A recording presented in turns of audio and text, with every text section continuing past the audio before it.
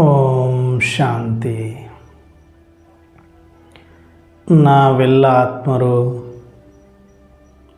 ಭ್ರೂ ಮಧ್ಯದಲ್ಲಿ ಸ್ಮೃತಿ ಸ್ವರೂಪರಾಗುತ್ತಾ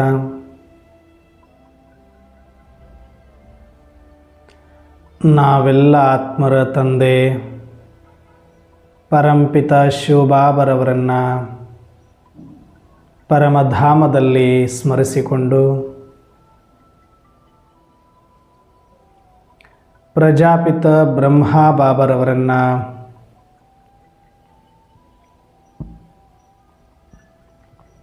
ಮಮ್ಮಾರವರನ್ನು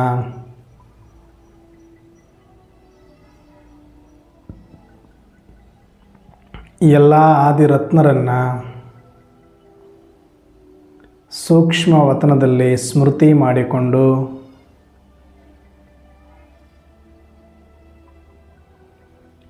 ಪ್ರತಿದಿನದಂತೆ ಈ ದಿನವೂ ಸಹ ಈ ಒಂದು ಮುರಳಿ ಚಿಂತನೆಯಲ್ಲಿ ಭಾಗವಹಿಸಿರುವ ನನ್ನೆಲ್ಲ ಸಹೋದರಾತ್ಮರಿಗೆ ಆತ್ಮೀಯವಾದ ಸ್ವಾಗತ ಸುಸ್ವಾಗತ.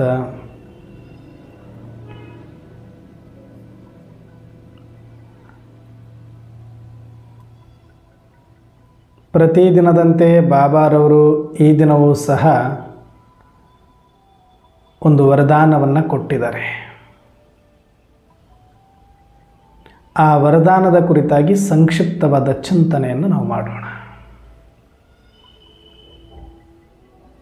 ಈ ದಿನದ ವರದಾನವಿದೆ: ಸೇವೆಯಲ್ಲಿ ಮಾನ್ ಶಾನ್ ಎನ್ನುವ ಕಚ್ಚಾ ಫಲವನ್ನು ತ್ಯಾಗ ಮಾಡಿ ಸದಾ ಪ್ರಸನ್ನಚಿತ್ತರಾಗಿರುವಂತಹ ಅಭಿಮಾನ ಮುಕ್ತ ಭವ, ಅಭಿಮಾನ್ ಮುಕ್ತ ಭವ ಎನ್ನುವ ವರದಾನವನ್ನು ಕೊಟ್ಟಿದ್ದಾರೆ.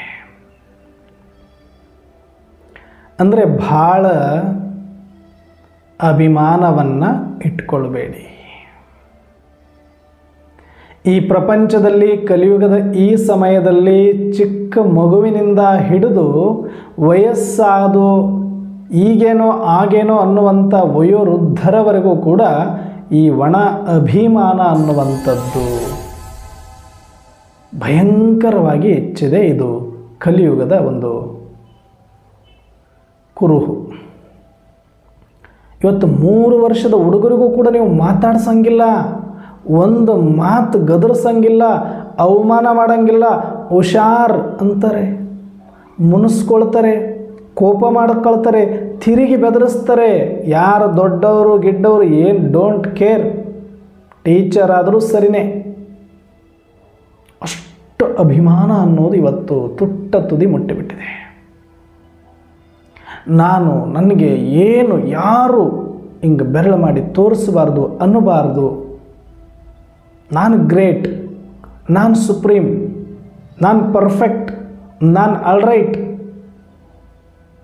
ಆ ರೀತಿ ಮೈಂಡ್ ಸೆಟ್ ಪ್ರತಿಯೊಬ್ಬರಿಗೂ, ಚಿಕ್ಕವರು ದೊಡ್ಡವರು ಅಂತ ಇಲ್ಲ, ಎಲ್ಲರಿಗೂ ಕೂಡ ಅಭಿಮಾನ ಅನ್ನೋದು ತುಂಬಿ ತುಳುಕ್ತಾ ಇದೆ. ಈ ಅಭಿಮಾನ ಅತಿರೇಕಕ್ಕೆ ಹೋದಾಗ, ಅದಕ್ಕೆ ಚ್ಯುತಿ ಬಂದಾಗ ಸ್ವಲ್ಪ ಡ್ಯಾಮೇಜ್ ಆದರೂ ಕೂಡ ಅದನ್ನು ಸಹಿಸಿಕೊಳ್ಳುವ ಶಕ್ತಿ ನಮ್ಮಲ್ಲಿ ಇಲ್ಲದೇ ಇರೋದರಿಂದ ಬಹಳ ದೊಡ್ಡ ಪರಿಣಾಮವನ್ನು ಅದು ಬೀರುತ್ತೆ. ಯಾವಾಗ ನಮಗೆ ಅಭಿಮಾನಕ್ಕೆ ಚ್ಯುತಿ ಬಂತು ಅಂದರೆ ಕಲಿಯುಗದಲ್ಲಿ ಅಲ್ಲಿ ನಡೆಯೋದೇ ಒಂದು ದೊಡ್ಡ ರಣರಂಗದ ಯುದ್ಧ. ಸಣ್ಣ ಸಣ್ಣ ಮಾತುಗಳಿಗೆ ಇವತ್ತು ಕೊಲೆಗಳು ನಡೀತಾ ಇದೆ. ಸಣ್ಣ ಪುಟ್ಟ ಮಾತುಗಳಿಗೆ ಏನೆಲ್ಲ ಬೆಂಕಿ ಹಚ್ಚುತ್ತಾರೆ, ಆ್ಯಸಿಡ್ ಸುರಿತಾರೆ, ಸೂಸೈಡ್ ಮಾಡ್ಕೋತಾರೆ. ಸತ್ಯವೂ ಹೊರತಾಗಿ ಅಭಿಮಾನ ಬಿಡುವ ಅನ್ನುವಷ್ಟರ ಮಟ್ಟಿಗೆ ದುರಂಕಾರದ ಒಂದು ದುರಾಭಿಮಾನ ಅನ್ನೋದು ಬೆಳೆದು ಬಿಟ್ಟಿದೆ. ಸ್ವಾಭಿಮಾನ ಬೇರೆ. ಸ್ವಾಭಿಮಾನ ಅಂದರೆ ಅದು ಸಾತ್ವಿಕವಾಗಿರುತ್ತೆ ಮತ್ತು ಅಲ್ಲಿ ಸತ್ವಪ್ರಧಾನ ಸಹನೆ ಗುಣವೂ ಕೂಡ ಅದರ ಜೊತೆಗಿರುತ್ತೆ ಸ್ವಾಭಿಮಾನ ಇದ್ದಲ್ಲಿ ಸ್ವಲ್ಪ. ಆದರೆ ಈ ದುರಾಭಿಮಾನ ಏನಾದರೂ ಬೆಳೀತು ಅಂದರೆ ಅದು ಒಂದು ನಮ್ಮನ್ನು ನಾಶ ಮಾಡುತ್ತೆ, ಇಲ್ಲ ನಮ್ಮ ಎದುರಲ್ಲಿರೋರನ್ನು ನಾಶ ಮಾಡಿಸುತ್ತೆ. ಅಲ್ಲಿಯ ತನಕನೂ ಕೂಡ ಅದಕ್ಕೆ ಶಾಂತಿ ಅನ್ನೋದೇ ಸಿಗೋದಿಲ್ಲ, ಅದಕ್ಕೆ ಮುಕ್ತಿ ಅನ್ನೋದೇ ಸಿಗೋದಿಲ್ಲ. ಅಷ್ಟರ ಮಟ್ಟಿಗೆ ಇವತ್ತು ಅಭಿಮಾನದಿಂದ ಎಲ್ಲರೂ ಬಳಲ್ತಾ ಇದ್ದೀವಿ. ಅದಕ್ಕೆ ಸ್ವಲ್ಪ ಏನಾದರೂ ಡ್ಯಾಮೇಜ್ ಆದ್ರೆ ಅದನ್ನು ಕಂಟ್ರೋಲ್ ಮಾಡ್ಕೊಳ್ಳೋಕ್ಕಾಗದಾರ್ದೇ ಕೋಪಕ್ಕೆ ತುತ್ತಾಗಿ ಏನೆಲ್ಲ ಇವತ್ತು ಮಾಡಿಬಿಡ್ತಾ ಇದ್ದೀವಿ ನಾವು.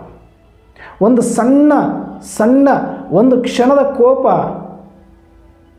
ಇವತ್ತು ಎಷ್ಟೋ ಜನಗಳನ್ನು ಭೂಮಿ ಮೇಲೆ ಇಲ್ಲದಂತೆ ಮಾಡಿದೆ, ಸಂಬಂಧಗಳನ್ನು ದೂರ ಮಾಡಿದೆ, ಉದ್ಯೋಗ ಕಳ್ಕೊಳ್ಳುವಂತೆ ಮಾಡಿದೆ, ಜೈಲಲ್ಲಿ ಕಂಬಿ ಎಣಿಸುವಂತೆ ಮಾಡಿದೆ, ಆತ್ಮಹತ್ಯೆ ಮಾಡಿಕೊಳ್ಳುವ ಮಟ್ಟಿಗೆ ತೊಗೊಂಡೋಗ್ಬಿಟ್ಟಿದೆ.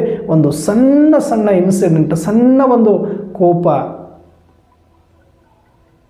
ಒಂದು ಸಣ್ಣ ಇನ್ಸಿಡೆಂಟ್, ಅಭಿಮಾನಕ್ಕೆ ಚ್ಯುತಿ ಬರುವಂಥ ಒಂದು ಸಣ್ಣ ಇನ್ಸಿಡೆಂಟ್ ನಡೆದ್ರು, ಯಾರೋ ಅಂದರು, ಯಾರೋ ಬೈದರು, ಯಾರೋ ನಿಂದನೆ ಮಾಡಿದರು, ಏನೋ ಸ್ವಲ್ಪ ಡ್ಯಾಮೇಜ್ ಮಾಡಿದರು ನಮ್ಮ ಅಭಿಮಾನಕ್ಕೆ ಅಂದರೆ ಅಲ್ಲಿ ಏನು ಬೇಕಾದರೂ ಘಟನೆಗಳು ನಡೀಬಹುದು.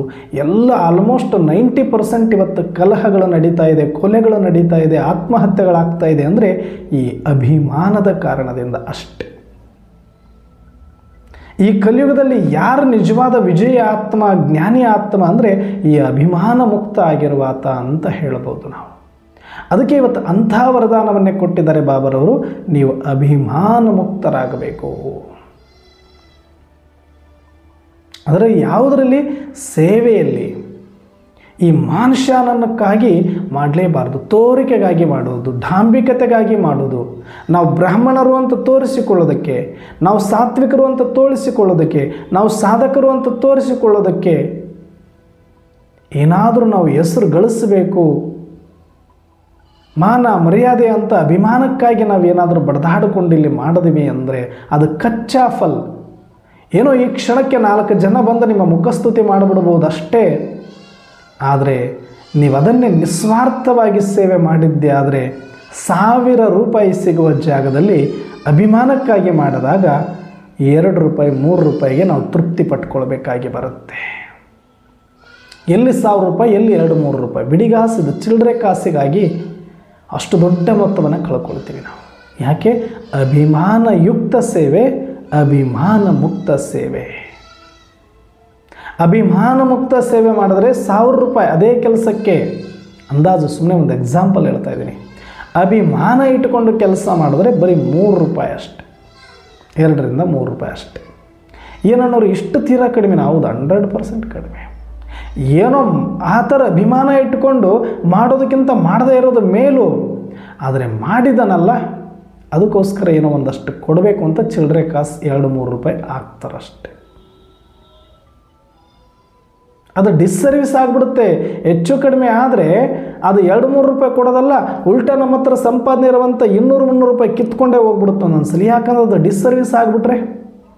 ಅಭಿಮಾನ ಅನ್ನೋದು ನಾವು ಸೇವೆ ಮಾಡುವಾಗ ತೋರಿಕೆ ಥರ ಡಾಂಬಿಕೆತನ ಇತ್ತು ಅಂದಾಗ, ಯಾರೋ ಹೊಸಬರು ಬಂದಾಗ ಅಯ್ಯೋ ಇವ್ರು ಯಾಕೆ ಹಿಂಗೆ ಆಡ್ತಿದ್ದಾರೆ ಅಂತ ಅಂದ್ಕೊಂಡು ಬಾಬನ ಮೇಲೆ ನಿಶ್ಚಯ ಕಡಿಮೆ ಮಾಡಿಕೊಂಡ್ರು, ಯಜ್ಞದ ಮೇಲೆ ನಿಶ್ಚಯ ಕಡಿಮೆ ಮಾಡಿಕೊಂಡ್ರು ಅಂತಂದರೆ ಅದಕ್ಕೆ ರಿವರ್ಸ್ ಕೊಡಬೇಕು. ನಮ್ಮೊಳಗಡೆ ಇರುವಂಥ ಪುಣ್ಯದ ಜಮ ಖಾತೆಯಲ್ಲಿಂದ ತೆಗೆದು ಅವರಿಗೆ ಕೊಡಬೇಕಾಗುತ್ತೆ, ದಂಡ ಕಟ್ಟಬೇಕಾಗಿ ಬರುತ್ತೆ ಅಭಿಮಾನ. ಇದಕ್ಕಿಂತ ಮಾಡದೇ ಇರೋದಾದರೆ ಅಟ್ಲೀಸ್ಟ್ ಫೈನ್ ಆದರೂ ಬೀಳೋದಿಲ್ಲ, ಲಾಭನೋ ನಷ್ಟನೋ ಯಾವುದರಲ್ಲಿದ್ದೀವಿ ಅದರಲ್ಲಿ ಇದ್ದುಕೊಳ್ತಾರೆ ಸೇವೆ ಮಾಡಿಲ್ಲ ಅಂದರೆ.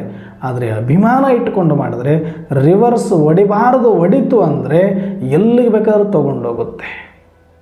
ಆಕ್ಸಿಡೆಂಟ್ ಆದಾಗ ಸುಮ್ಮನೆ ಇದ್ದರೆ ಅಟ್ಲೀಸ್ಟ್ ನಮ್ಮ ಮನೇಲಿ ನಮ್ಮ ಕಾರ್ ಆದರೆ ಇರುತ್ತೆ, ಸಂಪಾದನೆ ಇಲ್ಲ ಅಂದರೂ ಪರವಾಗಿಲ್ಲ.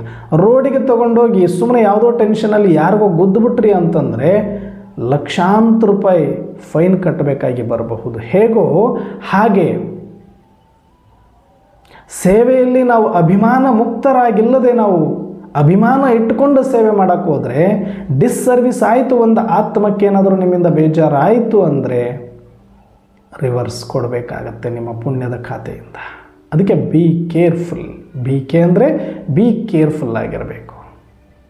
ಈ ಅಭಿಮಾನ ಏನು ಮಾಡುತ್ತೆ? ಬಹಳ ನಮ್ಮನ್ನು ಸರ್ವನಾಶ ಮಾಡುತ್ತೆ. ಅದಕ್ಕೆ ಮಂಕುತಿಮ್ಮನ ಕಗ್ಗದಲ್ಲಿ ಒಂದು ಮಾತು ಹೇಳ್ತಾರೆ, ಈ ಅಭಿಮಾನ, ಈ ದೇಹಾಭಿಮಾನ, ಈ ಮಾನಶಾನ, ಈ ಹೆಸರು ಕೀರ್ತಿ ಅಂತ ಓದೋರ ಕತೆ ಎದಕ್ಕೂ ಬಂದಿಲ್ಲ ಅಂತ. ಅದಕ್ಕೆ ಹೇಳ್ತಾರೆ ಅವರು, ಅನ್ನಧಾತುರಕ್ಕಿಂತ ಚಿನ್ನಧಾತುರ ತೀಕ್ಷ್ಣ, ಬಹಳ ಸಲ ಹೇಳಿ ನಾನಿದೆ. ಯಾಕಂದರೆ ಇದೇ ಅಭಿಮಾನದ ಬಗ್ಗೆ ಬಾಬರವರು ಇವತ್ತು ವರದಾನ ಕೊಟ್ಟಿದ್ದಾರೆ. ಇದನ್ನು ಎಷ್ಟೋ ಸಲ ನನ್ನ ಕ್ಲಾಸಲ್ಲಿ ಈ ಒಂದು ಮಂಕುತಿಮ್ಮನ ಕಗ್ಗದ ಮುಖಾಂತರ ಈ ಅಭಿಮಾನ ಎಷ್ಟು ಕೆಟ್ಟದ್ದು ಅನ್ನೋದು ಕೂಡ ಅವರು ಬರೆದು ಬಿಟ್ಟಿದ್ದಾರೆ. ಇದನ್ನು ಸಾಕಷ್ಟು ಸಲ ತಮ್ಮ ಹತ್ರ ಹೇಳ್ಕೊಂಡಿದ್ದೀನಿ ನಾನು. ಆದರೆ ಇವತ್ತು ಸುಟೇಬಲ್ ಅದು ಬಾಬರವರ ಮುರುಳಿಗೆ. ಅನ್ನದಾತುರಕ್ಕಿಂತ ಚಿನ್ನದಾತುರ ತೀಕ್ಷ್ಣ. ನಿಮಗೇನಾದರೂ ಒಂದಷ್ಟು ಅನ್ನ ಕದಿಬೇಕು, ಅನ್ನದ ಮೇಲೆ ಅಭಿಮಾನ ಬಂತು, ಅದನ್ನು ಗಳಿಸಬೇಕು ಅಂತ ಹುಚ್ಚಿಡಿತು ಅಂದರೆ ಎಷ್ಟು ಗಳಿಸ್ಬೋದು? ಒಂದು ಹೊತ್ತಿಗಾಗೋಷ್ಟು, 2 ಹೊತ್ತಿಗಾಗೋಷ್ಟು, 3 ಹೊತ್ತಿಗಾಗೋಷ್ಟು ಇಟ್ಕೊಳ್ಬೋದು ಅಷ್ಟೇ. ಅದು ದೊಡ್ಡ ಕಳ್ಳತನ ಅಲ್ಲ, ದೊಡ್ಡ ಅಭಿಮಾನ ಅಲ್ಲ, ಅದರಿಂದ ದೊಡ್ಡ ನಷ್ಟ ಏನಿಲ್ಲ ಅದನ್ನು ಸಂಗ್ರಹ ಮಾಡಿ ಇಟ್ಕೊಂಡ್ರೆ. ಆದರೆ ಅದಕ್ಕಿಂತ ತೀಕ್ಷ್ಣ ಯಾವುದು? ಚಿನ್ನದ ಆತುರ. ಅನ್ನದಾತುರ ಅಂದರೆ ಅನ್ನ ಊಟ ಮಾಡುವಾಗ ಒಂದು ಸೌಟು ಬಡಿಸ್ಕೊಳ್ಳೋದು, 2 ಸೌಟು ಬಡಿಸ್ಕೊಳ್ಳೋದು, ಆಮೇಲೆ ಸಾಕು ಅಂತೀವಿ. ಆದರೆ ಚಿನ್ನದಾತುರ ಅಂದರೆ ಸಂಪಾದನೆ ಮಾಡಬೇಕು, ಸಂಪತ್ತು ಗಳಿಸಬೇಕು, ಆಸ್ತಿ ಮಾಡಬೇಕು ಅನ್ನೋ ಹುಚ್ಚು ಮನುಷ್ಯನಿಗೆ ಹಿಡಿದು ಬಿಟ್ಟರೆ ಅನ್ನ ಆದರೂ ಸಾಕಂತೀವಿ. ಆದರೆ ಈ ವಸ್ತು, ಒಡವೆ, ಚಿನ್ನ, ಆಸ್ತಿ, ಬಂಗ್ಲಾ, ಕಾರು ಇವು ಯಾವುದು ಕೂಡ ಇಷ್ಟು ಸಾಕು ಅಂತ ಲಿಮಿಟ್ ಇಲ್ಲ, ಅನ್ಲಿಮಿಟೆಡ್ ಆಗಿ ನಾವು ಹೋಗ್ಬಿಡ್ತೀವಿ ಇದರಲ್ಲಿ. ಅದಕ್ಕೆ ಅನ್ನದಾತುರಕ್ಕಿಂತ ಚಿನ್ನದಾತುರ ತೀಕ್ಷ್ಣ, ಅದು ಬಹಳ ಸೂಕ್ಷ್ಮ, ಬಹಳ ಸ್ಪೀಡ್ ಅಂತ. ಚಿನ್ನದಾತುರಕ್ಕಿಂತ ಹೆಣ್ಣು ಗಂಡೊಲವು. ಈ ಆಸ್ತಿ ಮಾಡೋದಾದರೂ ಕೂಡ ಒಂದು ಸಲ ಮಾಡಿ ಮಾಡಿ ಮಾಡಿ ಮಾಡಿ ದೇಹನಾದರೂ ಅಥವಾ ಯಾವುದೋ ಒಂದು ಲಾಭ ನೋಡಿ ನೋಡಿ ಸಾಕಾಗ್ಬೋದು. ಒಂದು ದಿನ ಸಾಕು ಬಿಡಪ್ಪ, ಇಷ್ಟು ನನ್ನ ಶಕ್ತಿ ಅನುಸಾರ ಮಾಡಿಬಿಟ್ಟಿದ್ದೀನಿ ಅಂತ ಅನ್ನಿಸ್ಬೋದು. ಆದರೆ ಇವೆರಡಕ್ಕಿಂತ ಡೇಂಜರ್ ಯಾವುದು ಅಂದರೆ ಹೆಣ್ಣು ಗಂಡೊಲವು. ಅನ್ನದಾತುರಕ್ಕಿಂತ ಚಿನ್ನದಾತುರ ತೀಕ್ಷ್ಣ, ಚಿನ್ನದಾತುರಕ್ಕಿಂತ ಹೆಣ್ಣು ಗಂಡೊಲವು ಅಂದರೆ ವಿಕಾರ. ಮೋಹ ಮಾಡೋಕ್ಕೆ ಚಲೋ ಮಾಡಿದ್ವಿ ನಾವು ಯಾರನ್ನಾದರೂ, ಅದು ಪತ್ನಿನೇ ಇರ್ಬೋದು, ಅದು ಮಕ್ಕಳನ್ನೇ ಇರ್ಬೋದು, ಅದು ಪತಿನೇ ಇರ್ಬೋದು, ಅದು ನೆರೆಹೊರೆಯವರೇ ಇರ್ಬೋದು. ಯಾರನ್ನಾದರೂ ನಾವು ಮೋಹಿಸಲಿಕ್ಕೆ ಸ್ಟಾರ್ಟ್ ಮಾಡಿದ್ರೆ, ಅದು ಗೆಳೆಯರಾಗಿರ್ಬೋದು, ಯಾರಾದರೂ ಸರಿ, ಅದು ಇವೆರಡಕ್ಕಿಂತ ಭಾಳ ಡೇಂಜರ್ ಅಂತ. ಅಷ್ಟು ದುಃಖ ಕೊಡಬೇಕಾಗುತ್ತೆ ಅದರಿಂದ, ಅದಷ್ಟು ದುಃಖ ಪಡಬೇಕಾಗುತ್ತೆ ಅಂತ ಹೇಳ್ತಾರೆ. ವಿಕಾರಕ್ಕೆ ವಶವಾದರೆ ಅದು ಕಾಮ ಇರ್ಬೋದು, ಅದು ಕ್ರೋಧ ಇರ್ಬೋದು, ಅದು ಮೋಹ ಇರ್ಬೋದು. ಕ್ರೋಧಕ್ಕೆ ವಶವಾದರೆ ಕೊಲೆ ಆಗೋ ತನಕ ಚಾನ್ಸಸ್ ಇರುತ್ತೆ. ಮೋಹಕ್ಕೆ ವಶವಾದರೆ ಕಂಡಾಪಟ್ಟಿ ದುಃಖ ಅನುಭವಿಸ್ಬೇಕಾಗಿ ಬರುತ್ತೆ. ಹಾಗೆ ಕಾಮ, ಕ್ರೋಧ, ಮೋಹ, ಲೋಭ ಈ ವಿಕಾರಕ್ಕೆ ವಶವಾಗೋದನ್ನೇ ಹೆಣ್ಣು ಗಂಡೊಲವು ಅಂತ ಹೇಳ್ತಾರಲ್ಲಿ. ಸಂಬಂಧಗಳ ಮೇಲೆ ಪ್ರೀತಿ, ಮೋಹ, ಕಾಮ, ವಿಕಾರ ಏನಾದರೂ ಬಂತು ಅಂದರೆ ಅನ್ನಕ್ಕಿಂತನೂ ಆಸ್ತಿಗಿಂತನೂ ಡೇಂಜರ್, ಇದು ನಿಮ್ಮನ್ನು ಹಾಳು ಮಾಡುತ್ತೆ ಅಂತ ಹೇಳ್ತಿದ್ದಾರೆ. ಚಟ ಇದು, ತಿನ್ನೋ ಚಟ, ಉಣ್ಣೋ ಚಟ, ಇದು ತಿರುಗೋ ಚಟ ಅಂದ್ಕೊಳ್ಳಿ.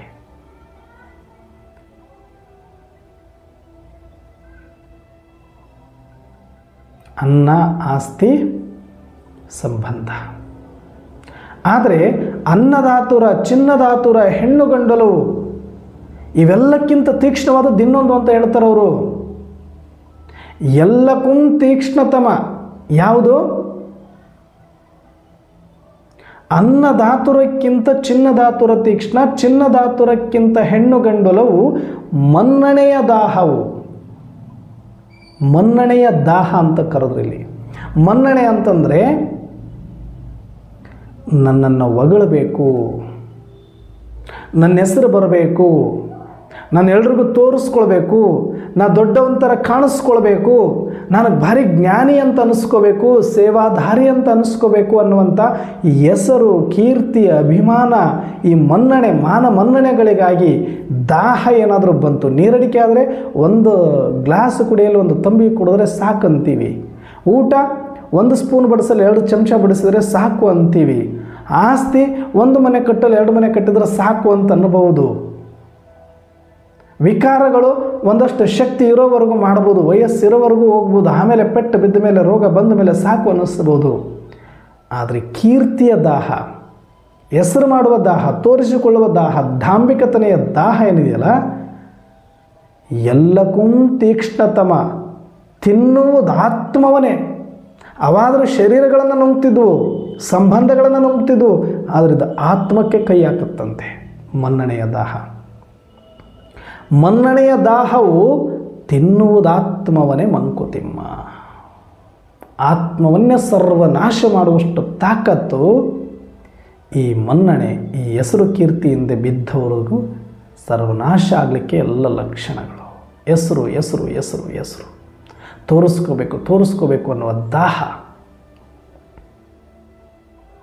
ಅದು ಲೌಕಿಕದಲ್ಲಿ ಪ್ರತಿಯೊಬ್ಬರಿಗೂ ಇದೆ ಬಿಡಿ. ಅದು ಇರಲೇಬೇಕು. ಈಗಿನ ಕಲಿಯುಗದಲ್ಲಿ ಅದು ಇಲ್ಲ ಅಂದರೆ ಮನುಷ್ಯ ಬದುಕಕ್ಕೆ ಆಗೋದಿಲ್ಲ. ಅಷ್ಟರ ಮಟ್ಟಿಗೆ ಅದು ಅವಿಭಾಜ್ಯ ಅಂಗ ಆಗೋಗ್ಬಿಟ್ಟಿದೆ. ಕೀರ್ತಿ ಅನ್ನೋದು ಪ್ರತಿಯೊಬ್ಬರಿಗೂ, ಚಿಕ್ಕ ಮಗುಗೂ ರೆಸ್ಪೆಕ್ಟ್ಫುಲ್ಲಾಗಿ ಮಾತಾಡಬೇಕು. ಆವಾಗಿನ ಕಾಲದಲ್ಲಿ ಮಾತಾಡಿದಂಗೆ ಹೋಗೋ ಬಾರೋ ಅಂದ್ರೆ ಯಾಕೋ ಅಂತ ಕೇಳ್ತವೆ ಮಕ್ಕಳು. ಬನ್ನಿ ಹೋಗಿ ಅನ್ಬೇಕು ನಾವು ಚಿಕ್ಕ ಮಕ್ಕಳಿಗೆ. ಇಲ್ಲ ಅಂದರೆ ಅಭಿಮಾನ ಎಷ್ಟಿರುತ್ತೆ ಚಿಕ್ಕ ಮಕ್ಕಳಿಗೆ ಅಂದ್ರೆ ಅದು ಅಸಾಧ್ಯ. ಇವತ್ತು ನಾವು ಊಹೆನೂ ಮಾಡ್ಕೊಳ್ಳೋಕ್ಕಾಗಲ್ಲ. ಅಷ್ಟರ ಮಟ್ಟಿಗೆ ಅಭಿಮಾನ ನಮಗಿಂತ ಜಾಸ್ತಿ ಇರುತ್ತೆ ಈಗಿನ ಜನ್ರೇಷನ್. ಅದಕ್ಕೆ ಬಾಬರವರು ಹೇಳ್ತಾರೆ, ಸೇವೆಯಲ್ಲಿ ಈ ಮಾನುಷ್ಯನ್ ಅನ್ನುವ ಕಚ್ಚಾ ಫಲವನ್ನು ತ್ಯಾಗ ಮಾಡಿ. ಇಲ್ಲಿ ಬಂದಿರೋದು ನೀವು ಕಳ್ಕೊಳ್ಳೋದಕ್ಕೆ ಹೊರತಾಗಿ ತುಂಬಿಕೊಳ್ಳೋದಕ್ಕಲ್ಲ. ಖಾಲಿ ಮಾಡ್ಕೊಳ್ಳೋಕೆ ಬಂದವರು ನೀವು, ತುಂಬಿಸ್ಕೊಳ್ಳೋಕೆ ಬಂದವರಲ್ಲ. ಕಳ್ಕೊಳ್ಳೋಕೆ ಬಂದವರು ನೀವು, ಇಲ್ಲಿ ಉಳಿಸ್ಕೊಳ್ಳೋಕೆ ಬಂದವರಲ್ಲ.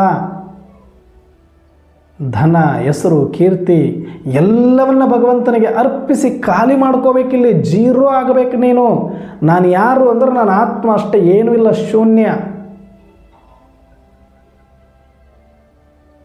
ಅಲ್ಲಿ ಯಾವ ಕೊಂಕು, ಬಿಂಕು, ಭಿನ್ನಾಣ, ವಯ್ಯಾರ ಏನಕ್ಕೂ ಅವಕಾಶ ಇಲ್ಲ. ಸ್ಪಷ್ಟವಾಗಿದೆ ಜ್ಞಾನ. ಭಕ್ತಿ ಮಾರ್ಗದಲ್ಲಿ ಭಾವನಾತ್ಮಕವಾಗಿ ಭಗವಂತನನ್ನು ಪೂಜಿಸುವವರು, ಆರಾಧಿಸುವವರೇ ಜಗತ್ತುದ್ಧಾರದ ಧರ್ಮ ಕಾರ್ಯಗಳನ್ನು ಎಷ್ಟೆಲ್ಲರೂ ಮಾಡಿದರೂ ಕೂಡ ಅವರು ಯಾರೂ ಹೆಸರು ಕೀರ್ತಿಗಾಗಿ ಮಾಡಲೇ ಇಲ್ಲ.